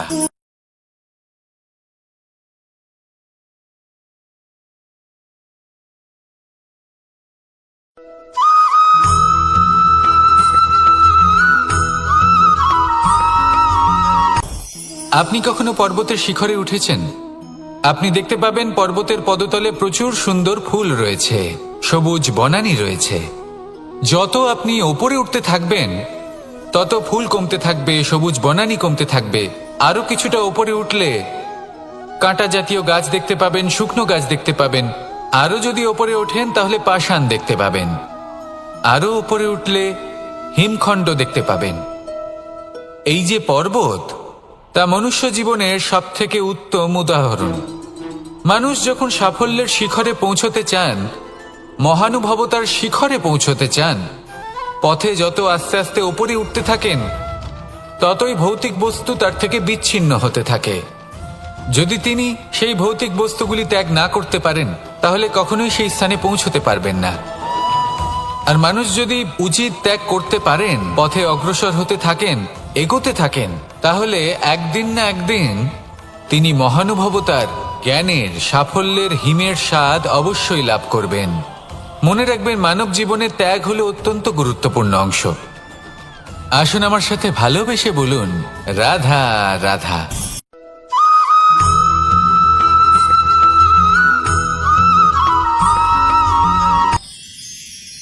মানুষ তার জীবনে দুই ধরনের পরিস্থিতিকে খুব ভয় পায়। এক, কোনো কারণবশত কারোর সামনে নত হওয়া, কথায় কারোর সামনে নত হতে হয়। কেন বারংবার নিজের চরিত্র থেকে চ্যুত হতে হয়? এরকম কেন হয়? এটা তখনই হয় যখন আমাদের শিক্ষা এবং মূল্যবোধের অভাব থাকে। যদি মানুষের মধ্যে প্রকৃত শিক্ষা থাকে তাহলে এই সংসারে কোনো সময় এবং কারোর সামনেই নত হওয়ার কোনো প্রয়োজন নেই। যদি মানুষের মধ্যে মূল্যবোধ থাকে তাহলে তাকে নিজের মূল্যবোধ বা চরিত্র থেকে বিচ্যুত হতে হয় না, তা সে যাই হয়ে যাক না কেন। কোনো বালককে যদি জন্ম থেকেই সুশিক্ষার অধিকারী করা হয়, শিক্ষিত করা হয়, মূল্যবোধের অধিকারী করা হয়, তবে সে এই সংসারে এমন কর্ম করবে যাতে সে নিজেকে, নিজের পরিবারকে, সমগ্র সমাজকে গর্বিত করতে পারে। শিক্ষা লাভ করুন, মূল্যবোধ লাভ করুন এবং আমার সাথে ভালোবেসে বলুন, রাধা রাধা।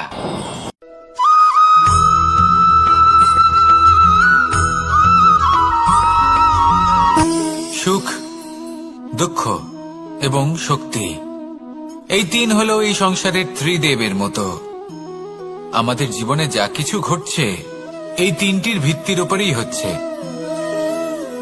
আসলে এই সংসারের একটা নিয়ম আছে, যখনই আপনি কিছু লাভ করেন এই সংসার আপনার পরীক্ষা নেয়। এটা জানার জন্য আপনার পরীক্ষা নেয় যে আপনি যা কিছুই লাভ করেছেন আপনি কি আদৌ সেটার যোগ্য কিনা।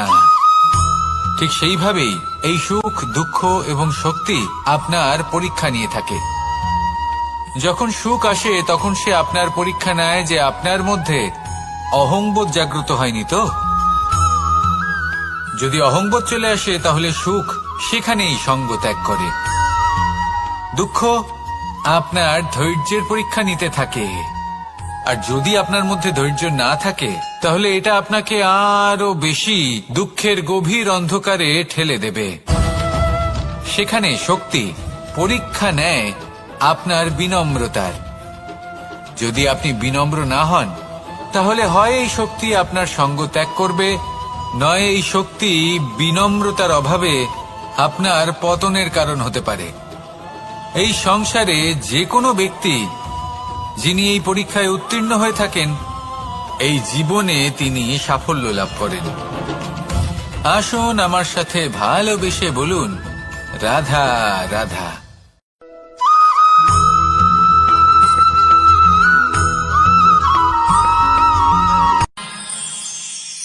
আমরা সবাই সূর্যকে সম্মান কেন করি?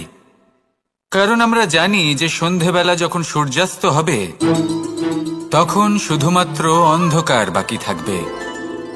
ঠিক কিছুটা এরকমই হয় আমাদের মাতা পিতাও, যিনি আমাদের জন্ম দেন, আমাদের ভরণ পোষণ করেন, আমাদের বড় করেন, আমাদের প্রেম প্রদান করেন। কখনো কখনো তাদের মুখ থেকে কটু কথা নিঃসৃত হয়, আমাদের দুঃখ হয়, কিন্তু তখন আমাদের এটা বোঝা উচিত এগুলি নিঃসৃত হচ্ছে আমাদেরই মঙ্গলের জন্য।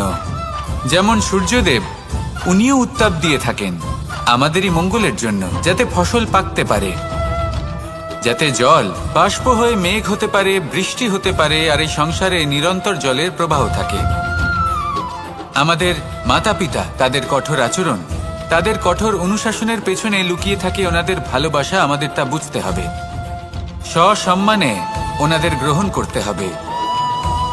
কারণ ঠিক সূর্যাস্তের পরে যেমন চতুর্দিক অন্ধকারচ্ছন্ন হয়ে যায়, তেমনি আমাদের জীবন থেকে যখন আমাদের মাতা পিতা চলে যায় তখন আমাদের জীবনেও শুধু এবং শুধুমাত্র অন্ধকারই ছেয়ে থাকে।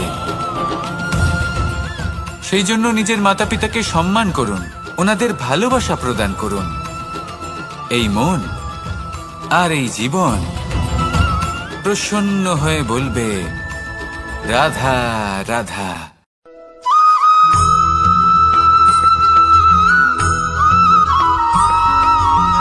এই সংসারে সব থেকে বেশি কোমল বস্তু হলো রেশম।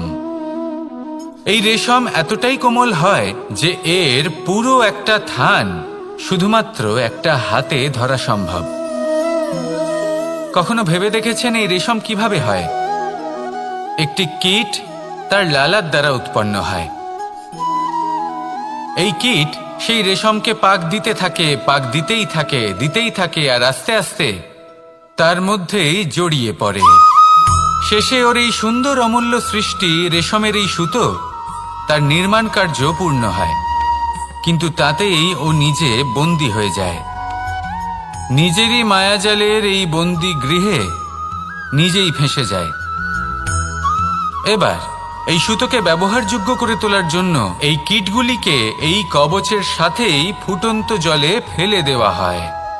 এই সংসারে যদি আমাদের স্বপ্ন এই সংসারের দুঃখ হরণ করার জন্য, এই সংসারে সুখ বিতরণ করার জন্য হয়, তবেই আমাদের প্রগতি সম্ভব।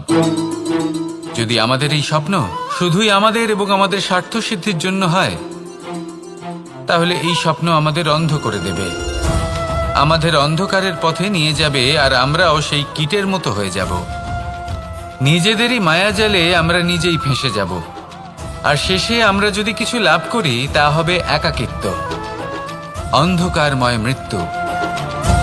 তাই স্বপ্ন অবশ্যই দেখুন, কিন্তু এমনভাবে স্বপ্ন দেখবেন না যে তার এই বন্দিগৃহে আপনি নিজেই ফেঁসে গেলেন। স্বপ্ন দেখুন পরোপকারে।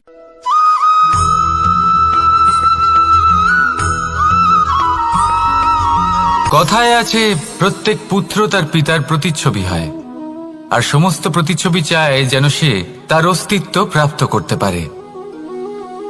পুত্র চায় সে যেন তার পিতার মতো হয়, বা কখনো কখনো তার থেকেও শ্রেষ্ঠ হয়। সেটা কোনো অনুচিত ব্যাপার নয়। অনুচিত তখন হয় যখন পুত্র নিজের পিতার মতো হবার স্বপ্ন পূরণ করতে গিয়ে বা তার থেকেও শ্রেষ্ঠ হওয়ার স্বপ্ন পূরণে অনুচিত পথের আশ্রয় নেয়। কারণ তারপরে সে তার পিতার গুণগুলি আত্মসাৎ করতে চায় না। সে শুধুই এটা চায় যে সংসারের চোখে যেন আমি শ্রেষ্ঠ প্রমাণিত হই, এটা অনুচিত। সংসারে এমন অনেক মানুষ আছেন যারা এই কারণে শ্রেষ্ঠ হওয়ার চেষ্টা করেন যাতে তার পরিবারের, তার পিতার সম্মান বৃদ্ধি পায়। এমনও মানুষ থাকেন, আর এটাই হলো পার্থক্য উদ্দেশ্যের। মনে রাখবেন, যদি আপনার উদ্দেশ্য শুভ হয় তাহলে পথও শুভ হবে, যদি আপনার উদ্দেশ্য অশুভ হয় তাহলে পথও অশুভ হবে। তাহলে নিজের পিতার মতো হবার চেষ্টা অবশ্যই করুন, তার থেকেও শ্রেষ্ঠ হওয়ার চেষ্টা অবশ্যই করুন, কিন্তু মনে রাখবেন আপনার সংকল্প আর আপনার উদ্দেশ্য এই দুই শুভ হওয়া উচিত। তাহলে আসুন আর আমার সাথে ভালোবেসে বলুন, রাধা রাধা।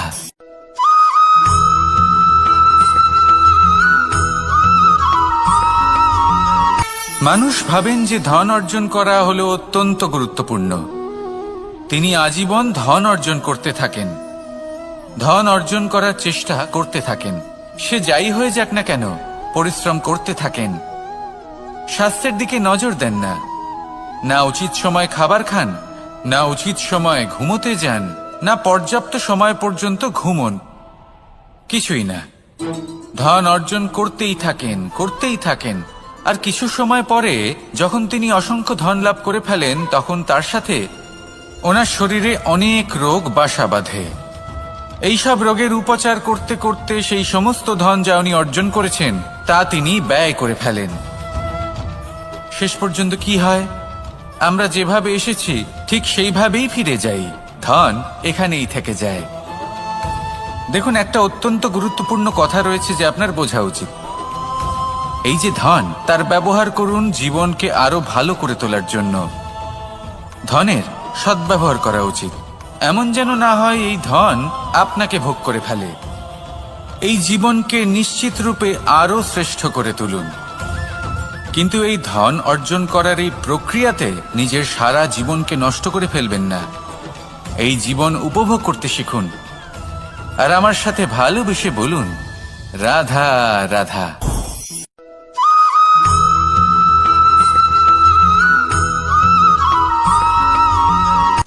সূচের শেষে একটি ছিদ্র থাকে যার দ্বারা আমরা এই সুতো পরাতে পারি, আর তারপর সূচের সাহায্যে এই সুতো দিয়ে বস্ত্র সেলাই করা যায়। কিন্তু যদি সুতোটা সোজা করে ধরা না হয় তাহলে সূচে কখনো এই সুতো পরানোই সম্ভব নয়। যদি এতে কোনো গিঁট পড়ে তখন তা কখনোই এই ছিদ্র দ্বারা প্রবেশ করা সম্ভব নয়। ঠিক এইভাবেই যদি আপনি কারোর জীবনে প্রবেশ করতে চান, কারোর অন্তরে প্রবেশ করতে চান, তাহলে আপনাকেও সহজ থাকতে হবে। এতে কোনো গিঁট থাকলে চলবে না, অর্থাৎ মনে যাতে কোনো মালিন্য না থাকে, যেন কোনো কুচিন্তা না থাকে। যদি এসব থাকে তাহলে আপনি কখনো কারোর জীবনে প্রবেশ করতে পারবেন না। আর যদি কোনোভাবে আপনি প্রবেশ করেও যান তাহলে তার মনে ঘর করতে পারবেন না। নিজেকে এই সুতোর মতন করে তুলুন, সহজ। মনে যেন কোনো কুচিন্তা না থাকে, সবার প্রতি যেন সদ্ভাবনা থাকে, শুভ চিন্তা থাকে। এমনটা করতে থাকুন। এমন একটা দিন আসবে যেদিন এই সমস্ত সংসারের ব্যক্তির মনে আপনি বাস করবেন, আর তখন এই মন প্রসন্ন হয়ে বলবে, রাধা রাধা।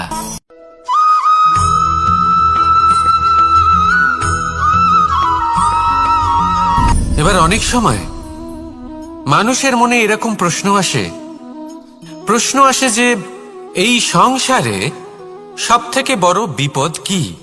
কেউ বলে ধর্ম সংকট, আবার কেউ বলে প্রাণের উপর আসা সংকট। প্রত্যেক মানুষের জীবনে বিভিন্ন সংকট আসে, আর এই সমস্ত সংকট অত্যন্ত বিচিত্র হতে পারে। এই সমস্ত সংসার হলো সংকট দ্বারা পরিপূর্ণ। ঠিক আছে, আপনাকে একটা উদাহরণ দিই। একজন ধনী ব্যক্তি, এবার ওনার জীবনে সংকট কি হতে পারে? সংকট এটাই যে কেউ তার সম্পত্তি চুরি না করে নেয়, আমরা বুঝতে পারছি। এবার একজন চোর, তার জীবনে সংকট কি হতে পারে? যে চুরি করার সময় সে যদি তার একটা কাশি চাপতে না পারে তাহলে সে ধরা পড়ে যেতে পারে, ঠিক কিনা? আবার অনেক সময় এমনও হয় যে যার জন্য আমি সংকট, সেও আমার কাছে সংকট। যেমন এই পরিস্থিতিতে দেখুন, সংকট হলো সংকট, এ তো জীবনে থাকবে, কিন্তু এর সম্মুখীন কিভাবে হওয়া যায়? খুব সরল। সব এটার ওপর নির্ভর করে, মনের ওপর। এই মনকে নিয়ন্ত্রণ করলে সব ঠিক থাকবে। এবার যদি ধনী ব্যক্তি মনকে নিয়ন্ত্রণ করে ফেলেন, নিজের অর্থের ব্যবহার শুভ কাজের জন্য, সমাজের সেবার জন্য বিকাশ করতে করেন, ওই অর্থকে একত্রিত করে না রাখেন, তাহলে চুরির সমস্যা, এই সংকট সেখানেই কেটে যাবে। এবার যদি কথা বলি সেই চোরের, তাহলে চোর যদি নিজের মনকে সংযত করে নেয়, যদি নিজের কর্মকে নিয়ন্ত্রণ করতে পারে, তাহলে এমন কোনো স্বর নেই, এমন কোনো স্বর নেই যা ওকে ধরা পড়তে বাধ্য করবে। সেই জন্য জীবনে সংকট যতই আসুক, যত বড়ই সংকট আসুক না কেন, কবচ হলো একটাই, আর এই কবচের নাম হলো আত্মনিয়ন্ত্রণ। নিজের মনকে নিয়ন্ত্রণে রাখতে শিখুন। এটা নিজের জীবনে প্রয়োগ করে তো দেখুন। যদি আপনি করতে পারেন, তবে আপনি দেখবেন যে সংকট তো জীবনে আসা যাওয়া করে, কিন্তু সেই সংকটগুলির সম্মুখীন আপনি এইভাবে করতে পারবেন। তাহলে সেটাই করুন, আর আমার সাথে ভালোবেসে বলুন, রাধা রাধা।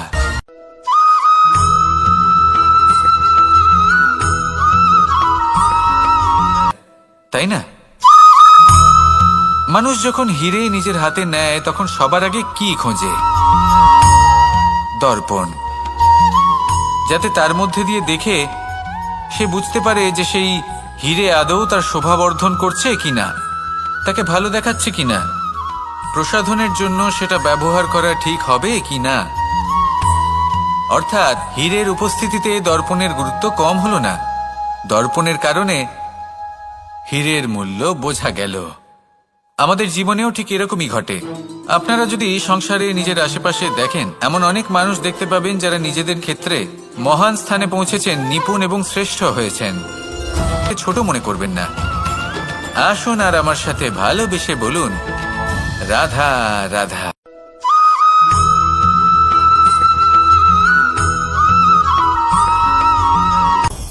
আপনি কখনো পর্বতের শিখরে উঠেছেন? আপনি দেখতে পাবেন পর্বতের পদতলে প্রচুর সুন্দর ফুল রয়েছে, সবুজ বনানী রয়েছে। যত আপনি ওপরে উঠতে থাকবেন, তত ফুল কমতে থাকবে, সবুজ বনানী কমতে থাকবে। আরো কিছুটা ওপরে উঠলে কাঁটা জাতীয় গাছ দেখতে পাবেন, শুকনো গাছ দেখতে পাবেন। আরো যদি ওপরে ওঠেন তাহলে পাষাণ দেখতে পাবেন। আরো ওপরে উঠলে হিমখণ্ড দেখতে পাবেন। এই যে পর্বত, তা মনুষ্য জীবনের সবথেকে উত্তম উদাহরণ। মানুষ যখন সাফল্যের শিখরে পৌঁছতে চান, মহানুভবতার শিখরে পৌঁছতে চান, পথে যত আস্তে আস্তে ওপরে উঠতে থাকেন, ততই ভৌতিক বস্তু তার থেকে বিচ্ছিন্ন হতে থাকে। যদি তিনি সেই ভৌতিক বস্তুগুলি ত্যাগ না করতে পারেন, তাহলে কখনোই সেই স্থানে পৌঁছতে পারবেন না। আর মানুষ যদি উচিত ত্যাগ করতে পারেন, পথে অগ্রসর হতে থাকেন, এগোতে থাকেন, তাহলে একদিন না একদিন তিনি মহানুভবতার, জ্ঞানের, সাফল্যের হিমের স্বাদ অবশ্যই লাভ করবেন। মনে রাখবেন, মানব জীবনে ত্যাগ হলো অত্যন্ত গুরুত্বপূর্ণ অংশ। আসুন আমার সাথে ভালোবেসে বলুন, রাধা রাধা।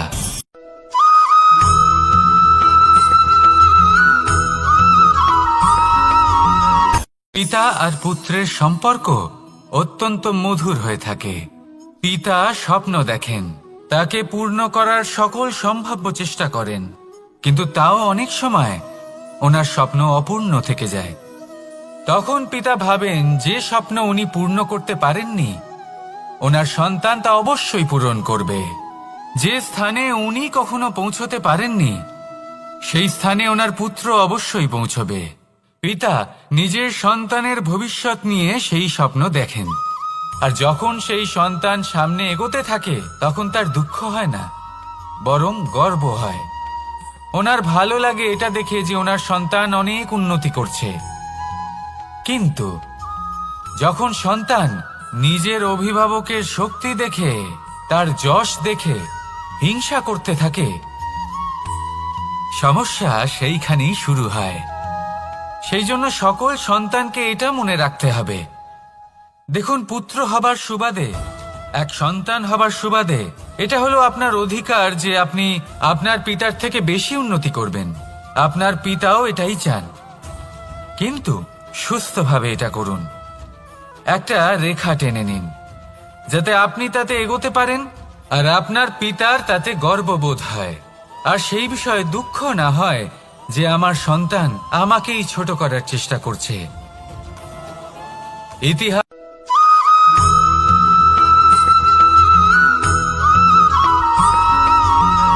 মানুষের মানসিকতা এমন হয় যে সে যতটা করে আশা করে যে তার থেকে অনেক বেশি তার বদলে সে পাবে। দেখুন, সবকিছুই আপনার ভাবনা চিন্তার উপর নির্ভর করছে। আপনি যদি ফলের বিষয়ে ভেবে কর্ম করতে থাকেন তাহলে সেটা অনুচিত। জীবনের আসল আনন্দ হলো নিজের কর্ম করতে থাকা, ফলের চিন্তা করা উচিত নয়। যদি আপনি এরকম ভাবেন যে আমি এতটা করছি, আমার এতটা পাওয়া উচিত, সেই ভাবনা অনুচিত। যদি আপনি সেবার মানসিকতা নিয়ে কর্ম করতে থাকেন, কর্মচক্রে প্রবাহিত হন, যদি আপনি এমন ভাবনা রাখেন যে আমি এতটা পাচ্ছি তাই এর থেকে অনেক বেশি আমি কর্ম করব, তাহলে নিশ্চিতরূপে আপনি যতটা করছেন তার থেকে অনেক বেশি আপনি পাবেন, আপনার আশার থেকে অনেক বেশি আপনি পাবেন। শুধু জীবনে অনেক বেশি কাজ করতে থাকুন, ফলের চিন্তা করবেন না। আর মনে রাখবেন, এই ভাবনাই সব থেকে বড় বীজ। কর্মের উপর বিশ্বাস রাখুন, জীবনে যা যা আপনি চান সবই সুখময় হবে। আসুন আর আমার সাথে ভালোবেসে বলুন, রাধা রাধা।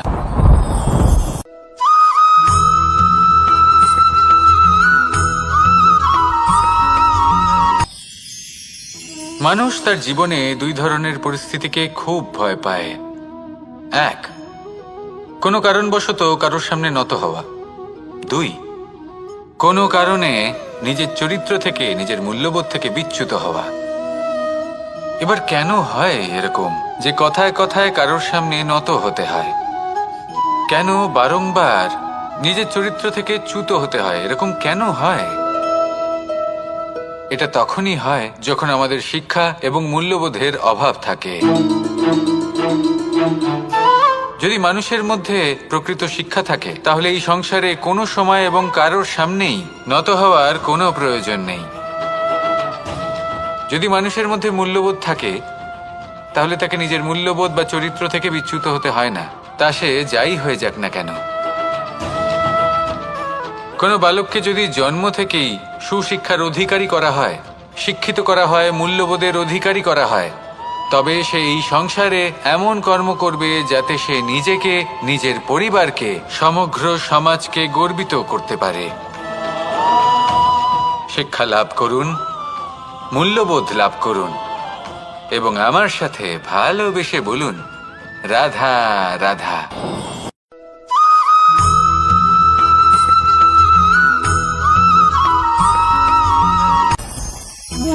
ভোজন। এবার ভোজন সংগ্রহ করার জন্য মানুষ কি না করেন, সবসময় চেষ্টা করতে থাকেন। ফসল উৎপাদনের জন্য অনেক পরিশ্রম করতে থাকেন, কিন্তু অনেক সময় অনেক পরিশ্রম করার পরেও ফসল ভালো উৎপাদন হয় না। এর কারণ কি? কারণ হলো এটাই যে আপনি পরিশ্রম হয়তো অনেক করেছেন, কিন্তু আপনার নজর তো সেই বীজের দিকে ছিলই না যা আপনি রোপণ করেছেন। সেই জন্য সব সময় কোনো বীজ রোপণ করার আগে তাকে পরখ করে দেখুন, তা অত্যন্ত আবশ্যক। আর সেইভাবেই যখনই কোনো কর্মের প্রশ্ন আসে তাহলে সেখানে শুধুমাত্র পরিশ্রম যথেষ্ট নয়, সেই কাজের প্রতি আপনার কর্তব্য কি, আপনার উদ্দেশ্য কি, সেটা জানা হলো অত্যন্ত গুরুত্বপূর্ণ। তাই কর্ম করুন, কিন্তু সেই কর্মের প্রতি আপনার যা উদ্দেশ্য তার মাহাত্ম্য বুঝতে চেষ্টা করুন। তাহলে আসুন আমার সাথে ভালোবেসে বলুন, রাধা রাধা।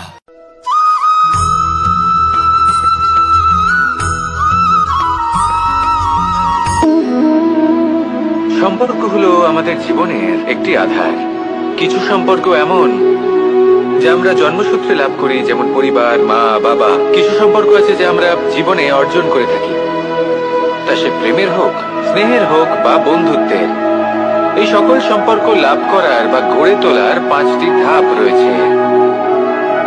প্রথম ধাপ, কোনো ব্যক্তির সাথে আলাপ হওয়া, তার সাথে কথা বলা বা তাকে দেখা। দ্বিতীয় ধাপ, সে ব্যক্তিকে আমাদের ভালো লাগা। তৃতীয় ধাপ, আমাদের এটা চাইতে শুরু করা যে জীবনে এই ব্যক্তি যেন আমাদের বন্ধু হন, আমাদের জীবনে থাকেন, বা আমাদের কাউকে ভালোবেসে ফেলা। আর এটা আমাদের ভাবা বা চাওয়া যে সেই ব্যক্তি যেন আজীবন আমার সাথে থাকেন, আমার জীবনে আমার সাথী হয়ে।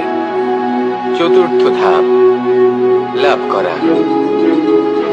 এবার এই ধাপটি অনেক মানুষের পক্ষেই খুবই সরল হয়, বড়ই সরল ভাবে নিজেদের সঙ্গীকে লাভ করে থাকেন।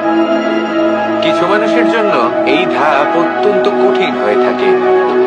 অনেক প্রতিকূল পরিস্থিতির উপর জয়লাভ করে তারা সঙ্গীকে লাভ করেন, কিন্তু লাভ অবশ্যই করেন।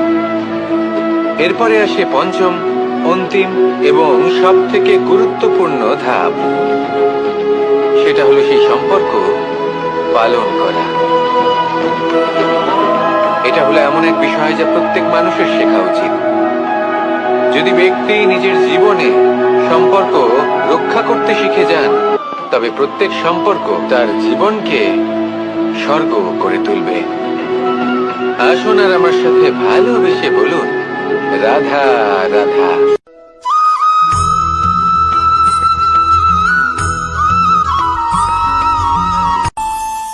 আমাদের মনে যখন কোনো প্রশ্ন ওঠে, কোনো দ্বন্দ্ব জাগে, তখন আমরা যাই আমাদের গুরুর কাছে, আমাদের আরাধ্যের কাছে গিয়ে জিজ্ঞেস করি। এইভাবেই একদিন আমি পৌঁছলাম আমার আরাধ্যের কাছে, আমার মহাদেবের কাছে, আর ওনাকে প্রশ্ন করলাম যে মহাদেব, জীবনে আনন্দ পাওয়ার, উৎসব পালনের, প্রেম ভাগ করে নেবার, জীবনকে উপভোগ করে নেওয়ার সর্বশ্রেষ্ঠ সময় কোনটা? মহাদেব হাসলেন আর উনি বললেন, জীবনে উৎসব পালনের সব থেকে শ্রেষ্ঠ দিন হল মৃত্যুর ঠিক আগের দিনটা। প্রেম ভাগ করে নেওয়ার সব থেকে শ্রেষ্ঠ মুহূর্ত হল মৃত্যুর ঠিক আগের মুহূর্ত। জীবনকে উপভোগ করে নেওয়ার সর্বশ্রেষ্ঠ প্রহর হল মৃত্যুর এক প্রহর পূর্বে। তখন আমি চমকে গেলাম। আমি বললাম, কিন্তু মহাদেব, মৃত্যু তো অনিশ্চিত, আমরা জানিও না কবে আমাদের মৃত্যু হবে। মহাদেব আবার হাসলেন।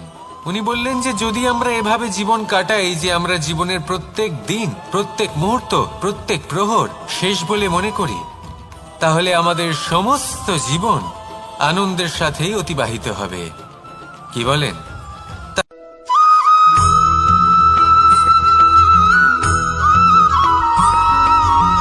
নিজেকে ছোট মনে করবেন না। কোনো ব্যক্তি যিনি সব থেকে বেশি শক্তিশালী, আপনি যদি তার সামনে যান, তাহলে উনি আপনার অন্তরের শক্তিকে বাইরে বের করে আনবে। আপনার অন্তরে লুকিয়ে থাকা শক্তিকে জাগ্রত করতে প্রেরণা প্রদান করবে। তিনি হলেন বড় ব্যক্তি, তিনি হলেন মহান ব্যক্তি। তিনি নন যিনি নিজের বল এবং ঐশ্বর্য দ্বারা আপনাকে তার সামনে ছোট প্রমাণ করবেন। এবং সেই জন্য মহাদেব আমার আরাধ্য হলেন আমার খুব প্রিয়। কারণ রাজা হোক বা ফকির, কেউ যদি ওনার সামনে যান তাহলে সে নিজেকে ছোট মনে করেন না। আপনিও যদি জীবনে অনেক বড় হতে চান, তাহলে কাউকে কখনো নিজেকে ছোট মনে করতে দেবেন না। তার অন্তরে বড় হয়ে ওঠার প্রেরণা প্রদান করুন। আসুন আমার সাথে ভালোবেসে বলুন, রাধা রাধা।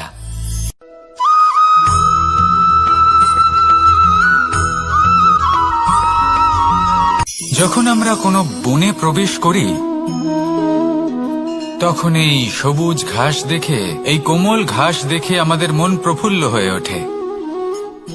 ভিন্ন ভিন্ন প্রজাতির ফুল, ভিন্ন ভিন্ন রঙের ফুল দেখে এই মন আনন্দে ভরে ওঠে।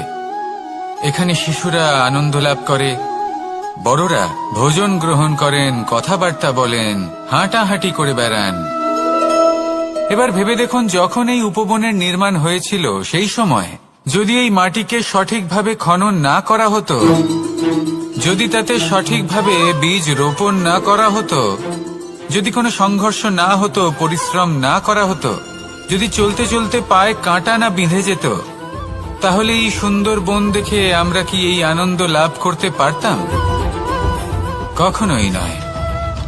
ধরুন কোনো নদীর তটে সুন্দর একটি বন আছে, সেই বনের আনন্দ লাভ করতে গেলে আপনাকে সেই নদী পার করতেই হবে। যদি সুখের নদীর কাছে পৌঁছতে চান তাহলে তটে যে কাঁটা রয়েছে সেগুলোর সাথে সংঘর্ষ করতেই হবে। এই সংসারে যদি আপনি সুখ লাভ করতে চান তাহলে সুখ লাভের এই যাত্রা শুরু করতে হবে সংঘর্ষ দ্বারা। তাহলে সংঘর্ষকে স্বাগত জানান, এর পেছনেই সুখ রয়েছে যা আপনার জন্য অপেক্ষা করছে। এবার হাসুন আর আমার সাথে ভালোবেসে বলুন রাধা।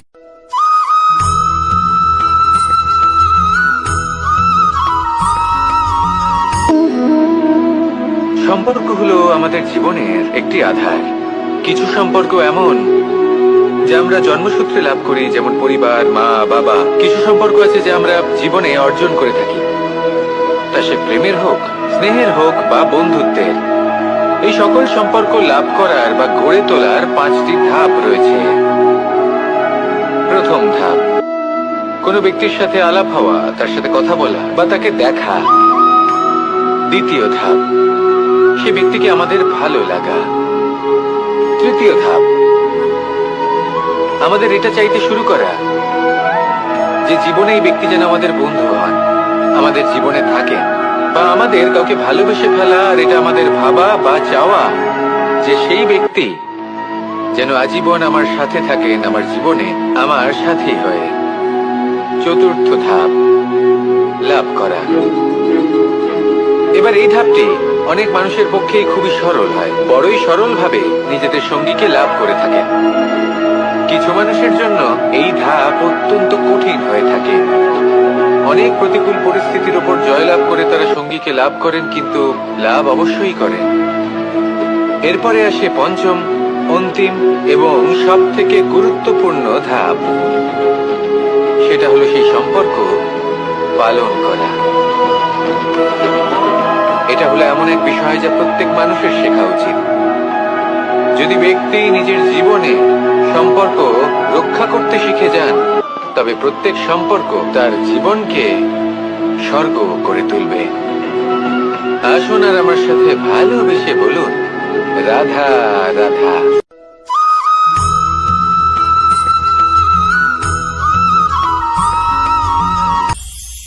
এটা হলো ধান গাছ, এর থেকে নষ্ট করে দেবে কিন্তু নিজে জীবিত থাকবে। এটাই হলো আজকের শিক্ষা। এই সংসারে যদি আপনি নীতির পথে চলতে চান, উচিত কর্ম করতে চান, সংসারকে সেবা করতে চান, তাহলে জংলি ঘাসের মতো ব্যক্তিদের থেকে সবসময় দূরে থাকতে হবে। সেই ব্যক্তি যারা দুর্নীতি এবং মিথ্যা দ্বারা পরিপূর্ণ, যাদের ব্যবহার অশুভ, যাদের অনেক অশুভ গুণ রয়েছে, তারা সঠিক নয়। সেই সকল ব্যক্তি যাদের চরিত্র অত্যন্ত দুষ্ট হয়, তারা হয় শুভ চরিত্রের ব্যক্তিকে একদম নষ্ট করে দেয়, নয় নিজের মতো বানিয়ে তোলে। তাই যদি আপনি নীতির পথে চলতে চান, এই সংসারের জন্য শুভ কর্ম করতে চান, তাহলে সেই সঙ্গ লাভ করুন যে সঙ্গ জ্ঞানে পরিপূর্ণ, যাদের মধ্যে অনেক গুণ আছে, যাদের থেকে প্রতিদিন কিছু শিখতে পারবেন। এমন ব্যক্তির সাথে জীবন অতিবাহিত করুন, দুরাচারীদের থেকে দূরে থাকুন। তবেই এই মন প্রসন্ন হয়ে বলবে রাধা রাধা।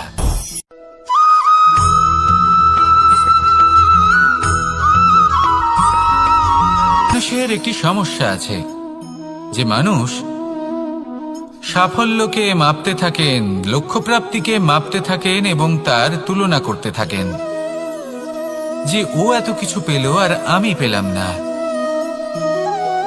ওর কাছে এত কিছু আছে কিন্তু আমার কাছে নেই। এই তুলনা করার জন্য ওনারা দুঃখী হয়ে পড়েন, নিরাশ হয়ে পড়েন। তাই আমি একটা প্রশ্ন করছি যে এটা কি উচিত? এই সংসারে আপনি কি নিয়ে তুলনা করবেন, যেখানে সূর্যদেব চন্দ্রমা দুজনেই আছেন, দুজনেই হলেন বিশেষ, দুজনেই নিজ নিজ সময়ে উদিত হন। এদের মধ্যে একজন না থাকলে তাহলে আমাদের জীবন কঠিন হয়ে পড়বে। ঠিক সেইভাবেই আপনি যদি একটা বড় রেখা অঙ্কন করেন, তাহলে অন্য রেখাটি ছোট হয়ে পড়ে না, সে তেমনই থাকে যেমনটা সে ছিল। আপনার অস্তিত্ব কখনো ছোট বা বড় হতে পারে না। শুধু তুলনা করার জন্য আপনার এটা মনে হতে পারে যদি আপনি যুদ্ধ করতে চান আপনার তলোয়ারের প্রয়োজন পড়বে। যদি বস্ত্র তৈরি করতে চান এত বড় তলোয়ার দিয়ে কিছুই হবে না, তখন প্রয়োজন পড়বে একটা ছোট্ট সূচের। তাই তুলনা করবেন না, না নিজেকে ছোট মনে করবেন না অন্য কাউকে। সবার সাথে সহযোগিতা করুন, আর যদি তুলনা করতেই হয় নিজের সাথে করুন, যে কাল আমি কেমন ব্যক্তি ছিলাম, আজ কি তার থেকে শ্রেষ্ঠ হয়ে উঠতে পেরেছি। ভেবে দেখুন ভবিষ্যতে গিয়ে আপনি কতটা শ্রেষ্ঠ ব্যক্তি হতে পারেন। আসুন আমার সাথে ভালোবেসে বলুন রাধা রাধা।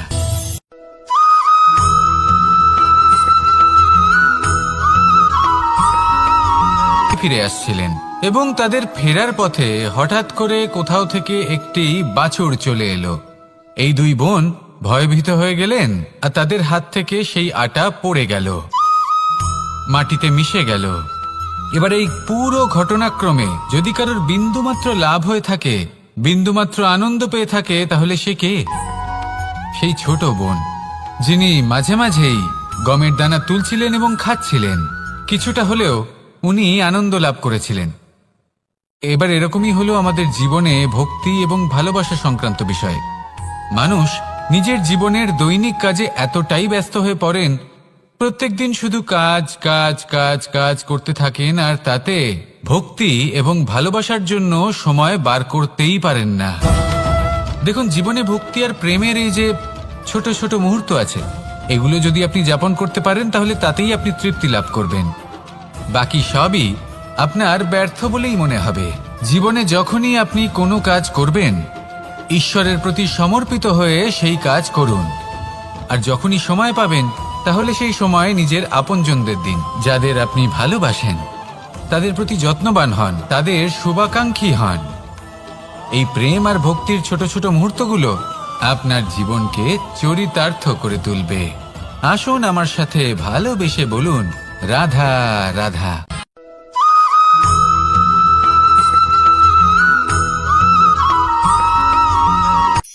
এই সংসারে সাফল্য লাভ করার জন্য জ্ঞানের প্রয়োজন হয়, পরিশ্রমের প্রয়োজন হয়, দৃঢ় নিষ্ঠার প্রয়োজন হয়, নিরন্তর চেষ্টা করা প্রয়োজনীয়। কিন্তু আরো কিছু আছে যা অত্যন্ত প্রয়োজনীয় এবং গুরুত্বপূর্ণ। তা হলো ভালো বন্ধু। তাদের থাকা অত্যন্ত প্রয়োজনীয়। যদি ভালো বন্ধু থাকে, তাহলে সময় এলে তারা ঢাল হয়ে আপনাকে সুরক্ষা করবেন। সময় এলে অস্ত্রের মতো শত্রুকে সংহারও করবেন। যদি তিনি জ্ঞানী হন, তাদের মধ্যে সদ্গুণ থাকে, তাহলে এই সব গুণ আপনার মধ্যেও প্রবেশ করবে। তাহলে সাফল্যের জন্য ভালো বন্ধু পাওয়া অত্যন্ত প্রয়োজনীয়। কিন্তু শুধু বন্ধু কেন, ভালো শত্রুও থাকা প্রয়োজনীয়। এবার আপনি ভাববেন, এ আমি কি বললাম? যদি আপনার জীবনেও ভালো অর্থাৎ শক্তিশালী শত্রু থাকে, তাহলে আপনিও শক্তিশালী হতে থাকবেন। এই শত্রু আপনাকে প্রেরিত করবে আরো বেশি শক্তিশালী হয়ে ওঠার। কখনো কোনো হরিণকে দেখুন, তীব্র গতিতে দৌড়তে থাকে। কেন তীব্র গতিতে দৌড়য়? এই কারণে নয় যে কোথাও তার জন্য মধুর ঘাস অপেক্ষা করে রয়েছে, না। সে এই কারণে তীব্র গতিতে দৌড়য় কারণ সেটা না করলে তার পেছনে একটি সিংহ আছে যে ওকে নিজের ভোজন করে ফেলবে। তাই জীবনে বিপদ, সংকট, এই সবকিছুও হলো অত্যন্ত গুরুত্বপূর্ণ। তার সম্মুখীন হতে শিখুন আর আমার সাথে ভালোবেসে বলুন রাধা রাধা।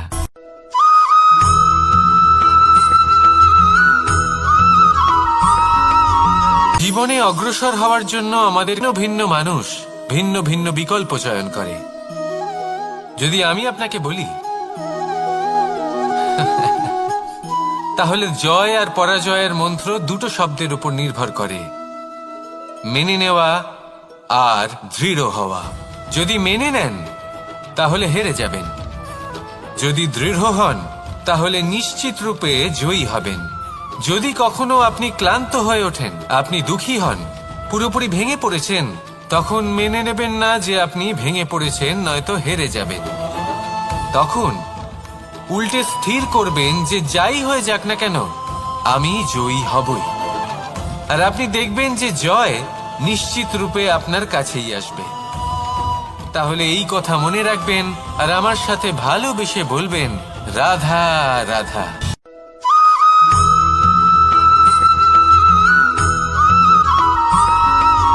জীবনে যখন কোনো ব্যক্তি নিজের লক্ষ্য প্রাপ্তির জন্য নিরন্তর পরিশ্রম করতে থাকেন, চেষ্টা করতে থাকেন, তখন তিনি কষ্ট অনুভব করেন, কখনো শারীরিক কষ্ট, কখনো মানসিক কষ্ট। এবার উনি এটা ভাবতে থাকেন যে আমি কি উচিত করছি নাকি অনুচিত করছি। কারণ অন্যদিকে এমন একজন ব্যক্তিও আছেন যিনি একদমই পরিশ্রম চেষ্টা করছেন না। তিনি মদিরা পান করেন, বিলাসিতায় জীবন কাটান, অলস প্রকৃতির হয়ে ওঠেন, নিদ্রাতে বিলীন হয়ে থাকেন আর ভাবেন যে তিনি সুখ লাভ করছেন। কিন্তু এরকম কেন হয়? কারণ যখন আমরা সৎ পথে থাকি, উচিত পথে চলি, লক্ষ্য প্রাপ্ত করার জন্য চেষ্টা করতে থাকি, তখন আমাদের ভেতরে থাকা নেতিবাচক শক্তি এবং পাপ এই দেহকে ত্যাগ করে দেয়। আর এই অনুভূতিটাই আমাদের দুঃখের অনুভূতি দেয়, কষ্ট দেয়। এবার সেখানে যদি আমরা কুপথে চলি, অনুচিত পথে চলতে থাকি, তাহলে আমাদের ভেতরে থাকা পুণ্য এবং ধনাত্মক শক্তি আমাদের দেহ ত্যাগ করে দেয়। আর এই অনুভূতির কারণেই আমরা সুখ অনুভব করি। কিন্তু কখনো ভাববেন যে এই সুখ বেশি সময় পর্যন্ত থাকে না। সেই জন্য সবসময় মনে রাখবেন, যদি আপনি জানেন যে এটাই আপনার লক্ষ্য, এটাই উচিত পথ, শুভ পথ, তাতে নিরন্তরভাবে এগিয়ে যেতে চেষ্টা করতে থাকুন। এই কষ্ট আপনাকে সুখের পরাকাষ্ঠায় কখন পৌঁছে দেবে তা আপনি জানতেই পারবেন না। আসুন আমার সাথে ভালোবেসে বলুন, রাধা রাধা।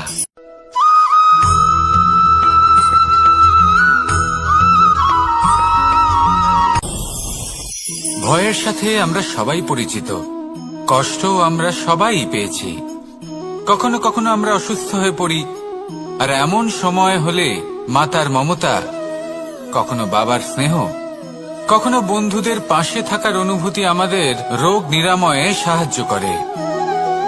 কখনো যদি আমরা নিরাশ হয়ে পড়ি, তখন যদি আমাদের কোনো আপনজন আমাদের দুটো ভালো কথা বলে, তখন আমাদের মনোবল বেড়ে যায়। ঠিক তেমন সংসারের এই রঙ্গমঞ্চে যদি আপনি পীড়িত অনুভব করেন, কিছু শুভ কথা আলোচনা করুন, কিছু স্তুতি গান করুন, কিছু মুহূর্তের জন্য হলেও নিজের ইষ্টদেবের কথা স্মরণ করুন আর প্রার্থনা করুন। সাহস বাড়বে, শক্তিও বৃদ্ধি পাবে এবং সামনে এগিয়ে চলার পথও দেখতে পাবেন। তখন এই মন প্রসন্ন হয়ে বলবে, রাধা রাধা।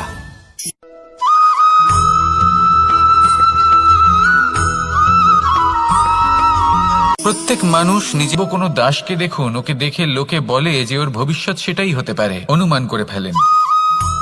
আর এই রাজাকে দেখুন, উনি তো কত সুখী হবেন, উনি তো জগতের সব থেকে অধিক সুখী মানুষ, কত সুখ সুবিধা আছে ওনার কাছে, ধারণা করে ফেলেন।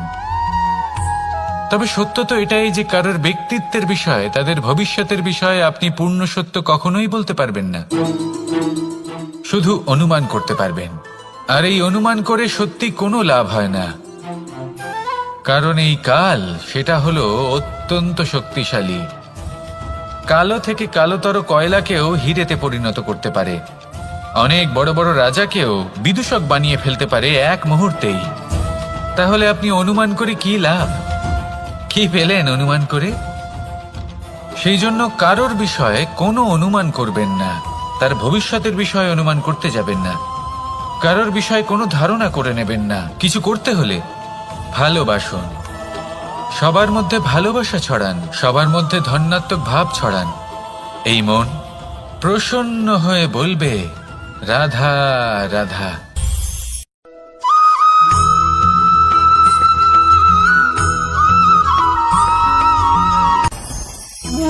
ভোজন। এবার ভোজন সংগ্রহ করার জন্য মানুষ কি না করেন, সব সময় চেষ্টা করতে থাকেন, ফসল উৎপাদনের জন্য অনেক পরিশ্রম করতে থাকেন, কিন্তু অনেক সময় অনেক পরিশ্রম করার পরেও ফসল ভালো উৎপাদন হয় না। এর কারণ কি? কারণ হলো এটাই যে আপনি পরিশ্রম হয়তো অনেক করেছেন, কিন্তু আপনার নজর তো সেই বীজের দিকে ছিলই না যা আপনি রোপণ করেছেন। সেই জন্য সব সময় কোনো বীজ রোপণ করার আগে তাকে পরখ করে দেখুন, তা অত্যন্ত আবশ্যক। আর সেইভাবেই যখনই কোনো কর্মের প্রশ্ন আসে, তাহলে সেখানে শুধুমাত্র পরিশ্রম যথেষ্ট নয়। সেই কাজের প্রতি আপনার কর্তব্য কি, আপনার উদ্দেশ্য কি, সেটা জানা হলো অত্যন্ত গুরুত্বপূর্ণ। তাই কর্ম করুন, কিন্তু সেই কর্মের প্রতি আপনার যা উদ্দেশ্য তার মাহাত্ম্য বুঝতে চেষ্টা করুন। তাহলে আসুন আমার সাথে ভালোবেসে বলুন, রাধা রাধা।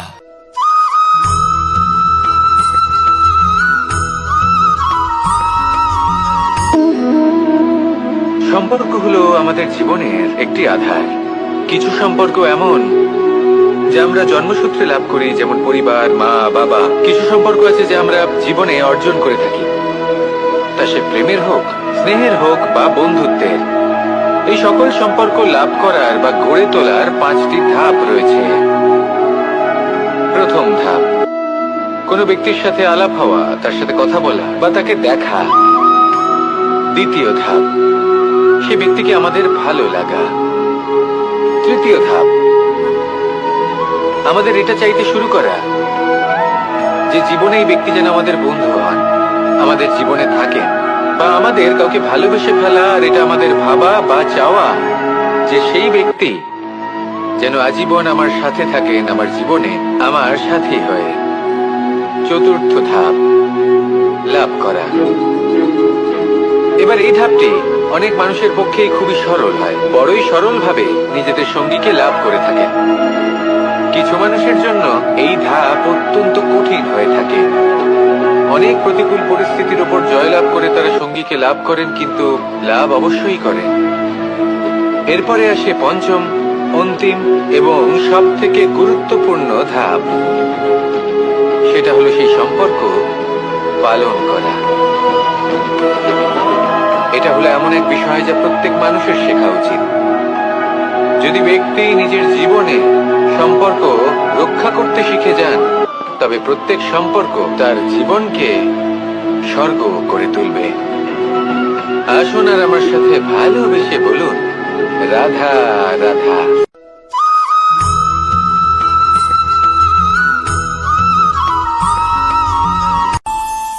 আমাদের মনে যখন কোনো প্রশ্ন ওঠে, কোনো দ্বন্দ্ব জাগে, তখন আমরা যাই আমাদের গুরুর কাছে, আমাদের আরাধ্যের কাছে গিয়ে জিজ্ঞেস করি। এইভাবেই একদিন আমি পৌঁছলাম আমার আরাধ্যের কাছে, আমার মহাদেবের কাছে, আর ওনাকে প্রশ্ন করলাম যে মহাদেব, জীবনে আনন্দ পাওয়ার, উৎসব পালনের, প্রেম ভাগ করে নেবার, জীবনকে উপভোগ করে নেওয়ার সর্বশ্রেষ্ঠ সময় কোনটা?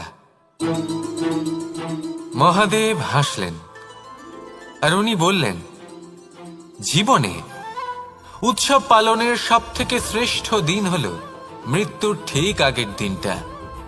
প্রেম ভাগ করে নেওয়ার সব থেকে শ্রেষ্ঠ মুহূর্ত হল মৃত্যুর ঠিক আগের মুহূর্ত। জীবনকে উপভোগ করে নেওয়ার সর্বশ্রেষ্ঠ প্রহর হল মৃত্যুর 1 প্রহর পূর্বে। তখন আমি চমকে গেলাম। আমি বললাম, কিন্তু মহাদেব, মৃত্যু তো অনিশ্চিত, আমরা জানিও না কবে আমাদের মৃত্যু হবে। মহাদেব আবার হাসলেন। উনি বললেন যে যদি আমরা এভাবে জীবন কাটাই যে আমরা জীবনের প্রত্যেক দিন, প্রত্যেক মুহূর্ত, প্রত্যেক প্রহর শেষ বলে মনে করি, তাহলে আমাদের সমস্ত জীবন আনন্দের সাথেই অতিবাহিত হবে। কি বলেন?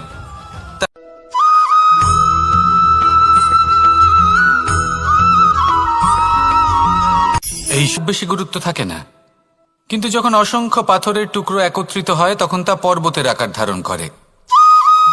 সেইভাবেই কিছু মানুষ যখন একত্রিত হন তখন তৈরি হয় পরিবার, কিছু পরিবার যখন একত্রিত হয় তখন তৈরি হয় সমাজ, যখন অনেক সংখ্যক সমাজ একত্রিত হয় তখন তৈরি হয় রাজ্য।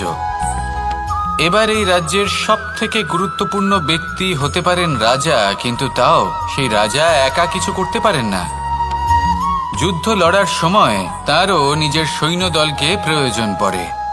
কিন্তু এই সংসারে এমন একজন ব্যক্তি আছেন যিনি একাই সব কাজ করতে থাকেন, এবং সেই ব্যক্তি হলেন মা।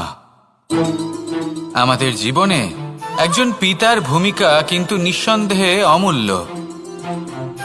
কিন্তু আমাদের সকলের জীবনে যে ভূমিকা একজন মায়ের তা অন্য কারোর থাকে না।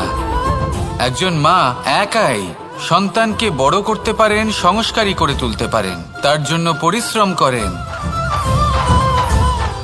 আর এত কিছু কাজ করার পরেও তার কাজের জন্য তিনি প্রশংসা অবশ্য পান না। উল্টে যদি সেই সন্তান অনুচিত পথে চালিত হয়, অনুচিত কর্ম করে, তখন সেই মাকেই অপবাদের পাত্র হয়ে উঠতে হয়। আমাদের জীবনে মায়ের যোগদান কতটা সেটা বুঝুন। আপনাকে বড় করে তোলার জন্য উনি কতটা পরিশ্রম করেছেন সেটা বুঝুন। আজ থেকে, এখন থেকে, এই মুহূর্ত থেকে মাকে সম্মান করতে শিখুন। যখন সময় পাবেন, যখন সুযোগ হবে, তখন তার প্রশংসা করুন, ওনারও ভালো লাগবে। আর মায়ের এই মমতার জন্য, তার এই ভূমিকার জন্য আসুন সবাই মিলে আমরা তাকে প্রণাম করি, আর সকলে মিলে ভালোবেসে বলি, রাধা রাধা।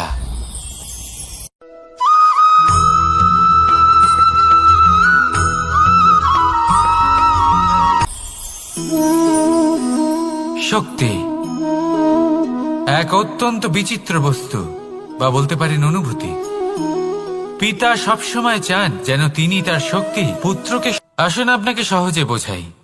যদি আপনি সুপাত্র হন আর আপনাকে শক্তি দেওয়া হয়, তাহলে আপনি সেই শক্তির গুরুত্ব বুঝবেন, কোথায় সেই শক্তি প্রয়োগ করা উচিত সেটা বুঝবেন। আর এটা যেহেতু অর্জন করা শক্তি হবে, সেই শক্তির অপব্যবহার হবে না। কিন্তু যদি এই আপনি কুপাত্র হন আর যদি আপনাকে এই শক্তি দেওয়া হয়, তাহলে কি হবে? দেখতে গেলে এই শক্তি আপনি দান হিসেবে পেয়েছেন, তাই না আপনি এই শক্তির গুরুত্ব বুঝবেন, আর না এর প্রয়োগ আপনি জানবেন। তার অপব্যবহার হওয়া সুনিশ্চিত। তাই যদি আপনি কোনো শক্তি অর্জন করতে চান, তাহলে আগে তার যোগ্য হয়ে উঠুন। পুত্র নয়, পাত্র হয়ে উঠুন। আর আমার সাথে ভালোবেসে বলুন, রাধা রাধা।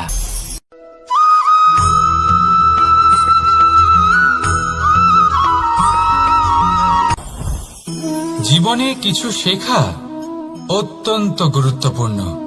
এবার কি কি শিখতে হবে সেই সব শেখানোর জন্য অনেক শিক্ষক রয়েছেন, কিন্তু কি শিখবেন না আর কি করবেন না, এটা আমাদের নিজের অভিজ্ঞতা দিয়ে শিখতে হয়। কিন্তু তার মানে এটা নয় যে যদি আপনাকে শিখতে হয় যে আগুনের তাপ কতটা, আপনাকে আগুনের মধ্যে হাত দিতে হবে। না, অন্য কারোর অভিজ্ঞতা দ্বারাও শিখতে পারেন। প্রশ্ন শুধুমাত্র একটাই যে আপনি কি শিখতে চান নাকি চান না। যদি আপনি এটাই ভাবেন যে আমি শুধুই নিজের অভিজ্ঞতা দ্বারাই শিখতে চাই, তাহলে জীবনকাল ছোট মনে হবে, অনেক কিছুই শিখতে পারবেন না। তাই নিজের সাথে সাথে বড়দের অভিজ্ঞতা দ্বারাও শেখা শুরু করে দিন। এই সংসারের অভিজ্ঞতা দ্বারা শিখতে শুরু করে দিন। আর এটা নিশ্চিত রূপে শেখা আবশ্যক যে কখন কি করবেন না, কোথায় থামতে হবে আর কোথায় থামবেন না। তাহলে আসুন আর আমার সাথে ভালোবেসে বলুন, রাধা রাধা।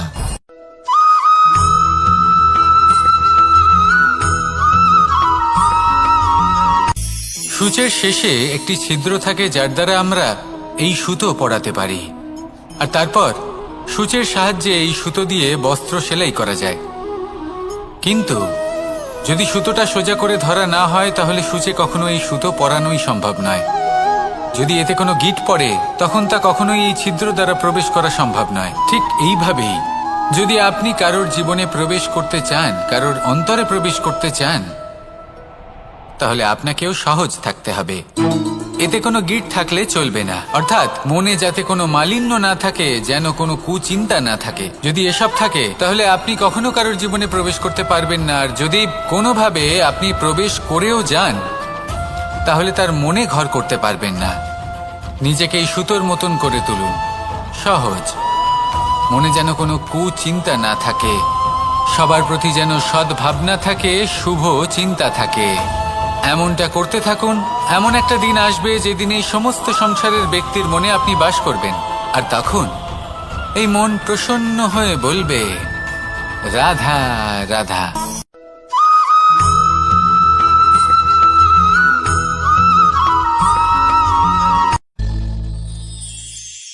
শিশিরের বিন্দু পাতার ওপর পড়ে আর তার গায়ে লেগে থাকে। পাতা তাকে শুষে নিতে পারে না, আর শেষ পর্যন্ত সে ঝরে পড়ে যায়। অন্যদিকে রয়েছে মেঘ এবং চাতক। এদের মধ্যে অনেক দূরত্ব থাকে। মেঘ থাকে আকাশে আর চাতক থাকে ধরিত্রীতে। কিন্তু যখন এই মেঘ থেকে বৃষ্টি ঝরে পড়ে, এই চাতক কিন্তু সেই জলই পান করে, নয়তো সে তৃষ্ণার্ত থেকে যায়। এবার অন্যদিকে দেখলাম শিশির বিন্দু আর পাতার এই সম্পর্ক। এরা খুব কাছাকাছি থাকে, ঘনিষ্ঠও থাকে। অন্যদিকে রয়েছে মেঘ এবং চাতকের সম্পর্ক, যাদের মধ্যে অনেক দূরত্ব থাকা সত্ত্বেও তারা খুব ঘনিষ্ঠ, তাই না? এই সারমর্ম খুব সরল। এই নৈকট্য, এই দূরত্ব, তা আপনার সম্পর্কে প্রভাব কিছুতেই ফেলতে পারে না। এই নৈকট্য, এই দূরত্ব, এইসব হলো শুধুমাত্র মনের ব্যাপার। কখনো আপনি অনুভব করেছেন আপনি কারোর থেকে অনেক অনেক দূরে আছেন, অনেক দূরে আছেন, তাও সেই ব্যক্তির প্রতি আপনি টান অনুভব করেন। সেখানে আপনি কারোর সাথে প্রত্যেক দিন অতিবাহিত করেন, সমস্ত জীবন অতিবাহিত করেন, সব থেকে বেশি সময় তার সাথে অতিবাহিত করেন, তাও তার প্রতি সেই টান অনুভব করেন না। এই সংকেত হলো মনের দূরত্বের। তাহলে মনের এই দূরত্ব দূর করুন আর আমার সাথে।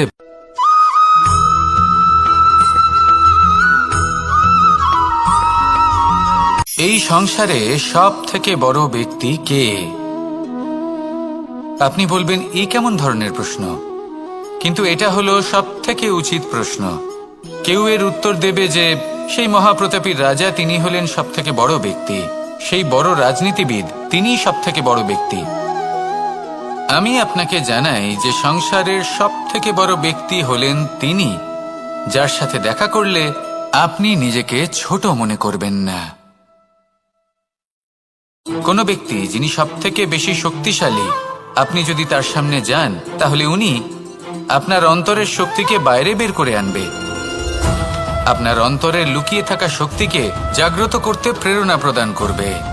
তিনি হলেন বড় ব্যক্তি, তিনি হলেন মহান ব্যক্তি।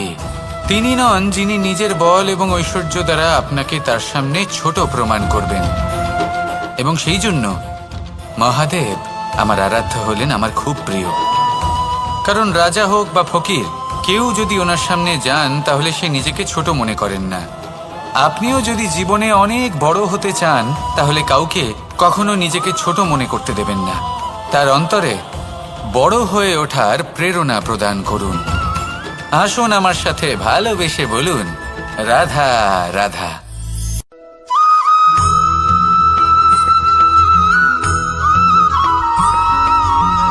চোখে দেখুন, যখন এই উপবনের নির্মাণ হয়েছিল সেই সময় যদি এই মাটিকে সঠিকভাবে খনন না করা হতো, যদি তাতে সঠিকভাবে বীজ রোপণ না করা হতো, যদি কোনো সংঘর্ষ না হতো, পরিশ্রম না করা হতো, যদি চলতে চলতে পায়ে কাঁটা না বিঁধে যেত, তাহলে এই সুন্দর বন দেখে আমরা কি এই আনন্দ লাভ করতে পারতাম?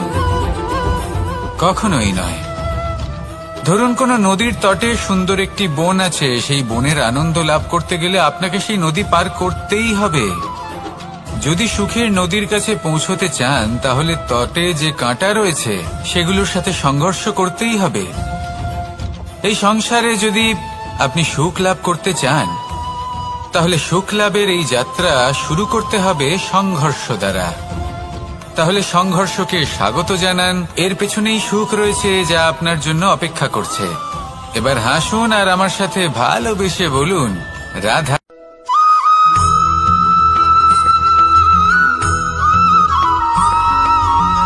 এই সংসারে সব থেকে বড় ব্যক্তি কে? আপনি বলবেন, এই কেমন ধরনের প্রশ্ন? কিন্তু এটা হলো সব থেকে উচিত প্রশ্ন।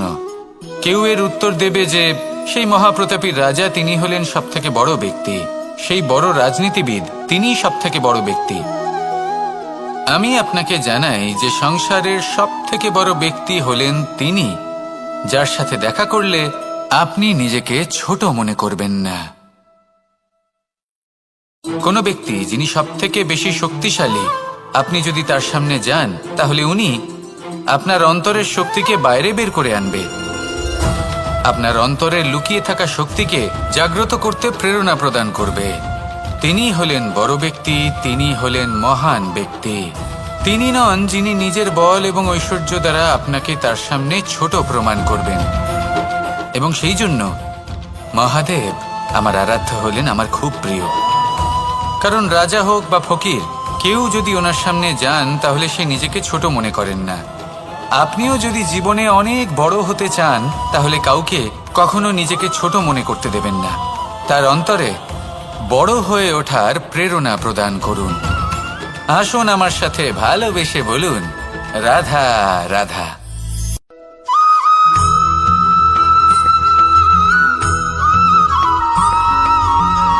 পুরুষার্থ। শাস্ত্রে 4 ধরনের পুরুষার্থের কথা বলা হয়েছে। প্রথম হলো ধর্ম। আপনি কি জানেন এই ধর্ম আসলে কি?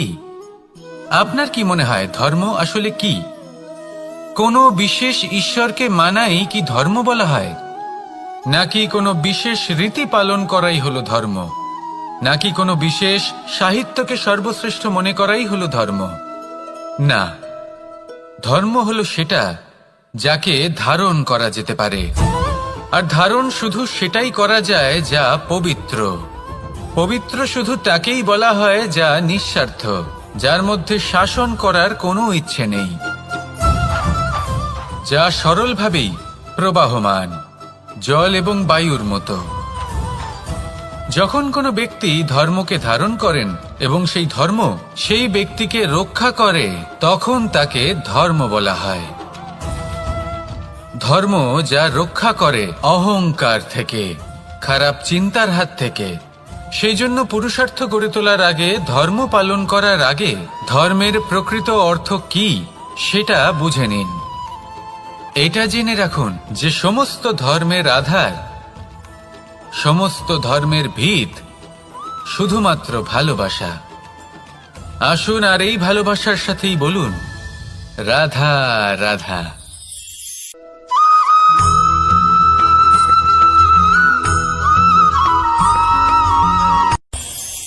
এই সংসারে আমরা প্রকাশ কোথা থেকে পাই?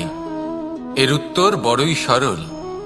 ভোরে যখন সূর্যোদয় হয় তখন প্রকাশের কিরণ আমাদের ঘরে এসে পৌঁছয়। এইভাবেই আমরা প্রকাশ লাভ করি। এবার এই প্রকাশের আলোতেই আমরা সারাদিনের কাজ সম্পন্ন করি। সন্ধে হয়ে যায়, সূর্যাস্ত হয়ে যায়। আর আমাদের ঘর যাতে অন্ধকার না হয় তার জন্য আমরা একটা প্রদীপ প্রজ্বলিত করি। এটাই ঘটে আমাদের জীবনেও। এবার প্রবাহমান আয়ুর সাথে আমরা আমাদের অন্তরে যদি একটা প্রদীপ প্রজ্বলিত করে নিই তাহলে বিষয়টাই অন্যরকম হবে। এবার আপনি বলবেন কোন প্রকাশের কথা বলছি যা আমাদের অন্তরে জাগ্রত করা সম্ভব? আমাদের আত্মার মাঝে প্রেমের প্রকাশ জাগ্রত করার কথা বলছি। কারণ আমাদের এই জীবন এও হলো দিনের আলোর মতো। আজ প্রকাশ আছে কিন্তু কোনোদিন অবশ্যই অস্ত হবে।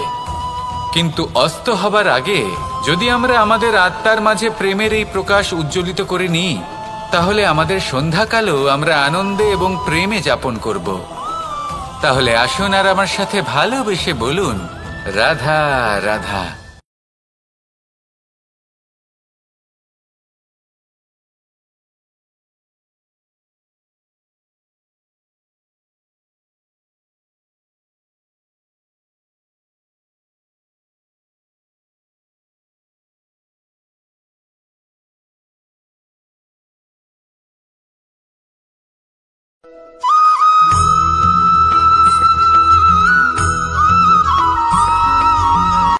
সংসারে আমাদের জীবনে যখন কোনো সুখ বা দুঃখ আসে তার জন্য আমরা কাউকে না কাউকে অবশ্যই দায়ী করে থাকি, তাই না?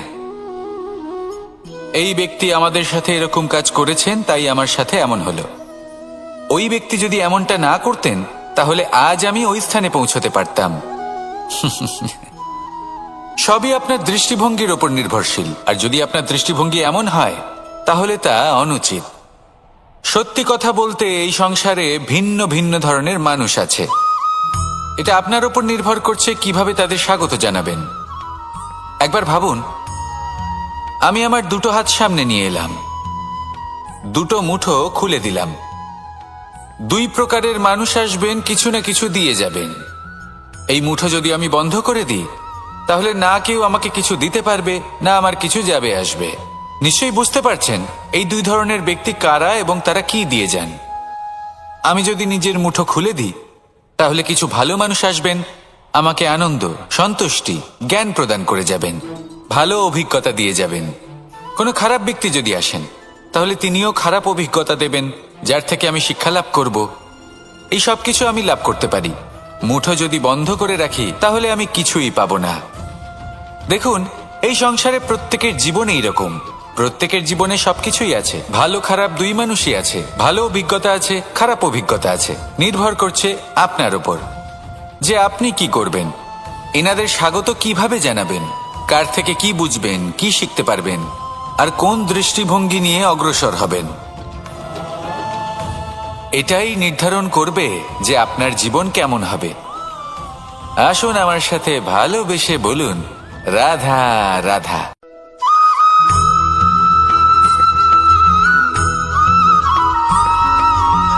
ভালো, শুধু ওনাদের কঠোর ব্যবহার দেখলে আমরা একটু ভয় পেয়ে যাই।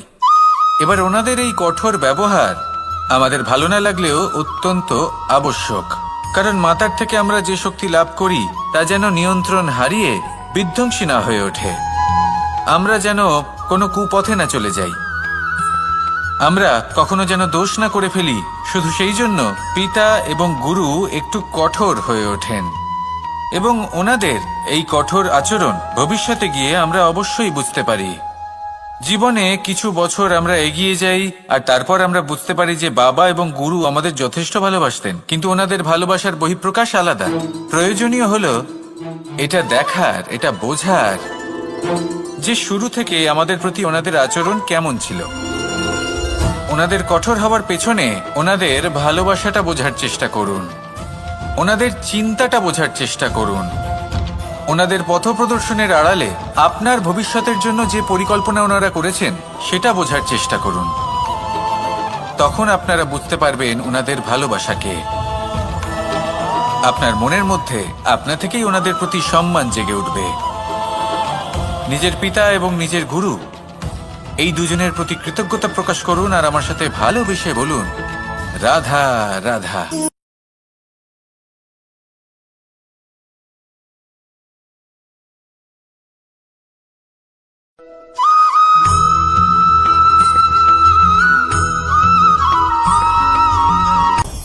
আপনি কখনো পর্বতের শিখরে উঠেছেন? আপনি দেখতে পাবেন পর্বতের পদতলে প্রচুর সুন্দর ফুল রয়েছে, সবুজ বনানী রয়েছে। যত আপনি ওপরে উঠতে থাকবেন তত ফুল কমতে থাকবে, সবুজ বনানী কমতে থাকবে। আরো কিছুটা ওপরে উঠলে কাঁটা জাতীয় গাছ দেখতে পাবেন, শুকনো গাছ দেখতে পাবেন।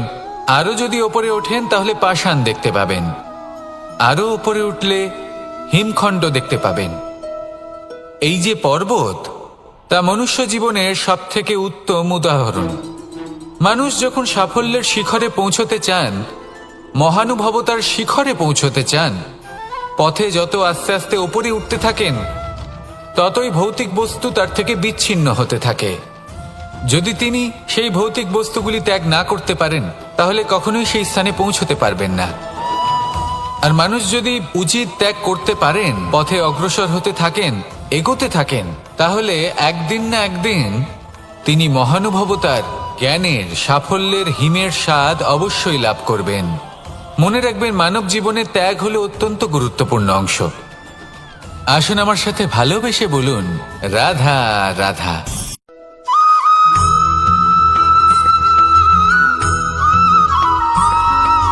মানুষের একটি সমস্যা আছে যে মানুষ সাফল্যকে মাপতে থাকেন, লক্ষ্যপ্রাপ্তিকে মাপতে থাকেন এবং তার তুলনা করতে থাকেন যে ও এত কিছু পেল আর আমি পেলাম না,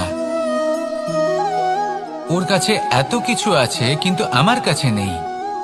এই তুলনা করার জন্য ওনারা দুঃখী হয়ে পড়েন, নিরাশ হয়ে পড়েন। তাই আমি একটা প্রশ্ন করছি যে এটা কি উচিত?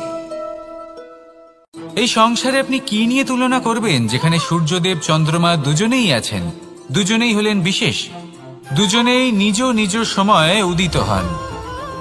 এদের মধ্যে একজন না থাকলে তাহলে আমাদের জীবন কঠিন হয়ে পড়বে।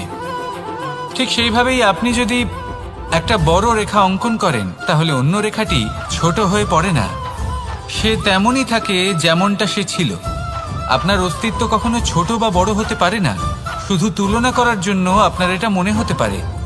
যদি আপনি যুদ্ধ করতে চান, আপনার তলোয়ারের প্রয়োজন পড়বে। যদি বস্ত্র তৈরি করতে চান, এত বড় তলোয়ার দিয়ে কিছুই হবে না, তখন প্রয়োজন পড়বে একটা ছোট্ট সূচের। তাই তুলনা করবেন না, না নিজেকে ছোট মনে করবেন, না অন্য কাউকে। সবার সাথে সহযোগিতা করুন, আর যদি তুলনা করতেই হয়, নিজের সাথে করুন, যে কাল আমি কেমন ব্যক্তি ছিলাম, আজ কি তার থেকে শ্রেষ্ঠ হয়ে উঠতে পেরেছি। ভেবে দেখুন ভবিষ্যতে গিয়ে আপনি কতটা শ্রেষ্ঠ ব্যক্তি হতে পারেন। আসুন আমার সাথে ভালোবেসে বলুন, রাধা রাধা।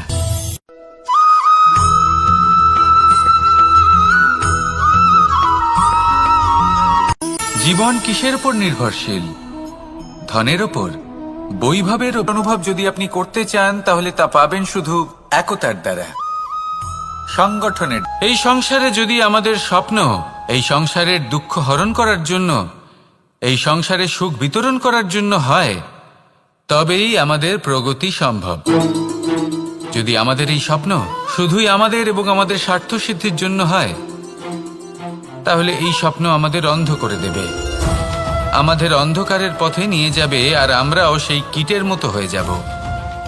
নিজেদেরই মায়াজালে আমরা নিজেই ফেঁসে যাব, আর শেষে আমরা যদি কিছু লাভ করি, তা হবে একাকিত্ব, অন্ধকারময় মৃত্যু। তাই স্বপ্ন অবশ্যই দেখুন, কিন্তু এমনভাবে স্বপ্ন দেখবেন না যে তার এই বন্দিগৃহে আপনি নিজেই ফেঁসে গেলেন। স্বপ্ন দেখুন পরোপকার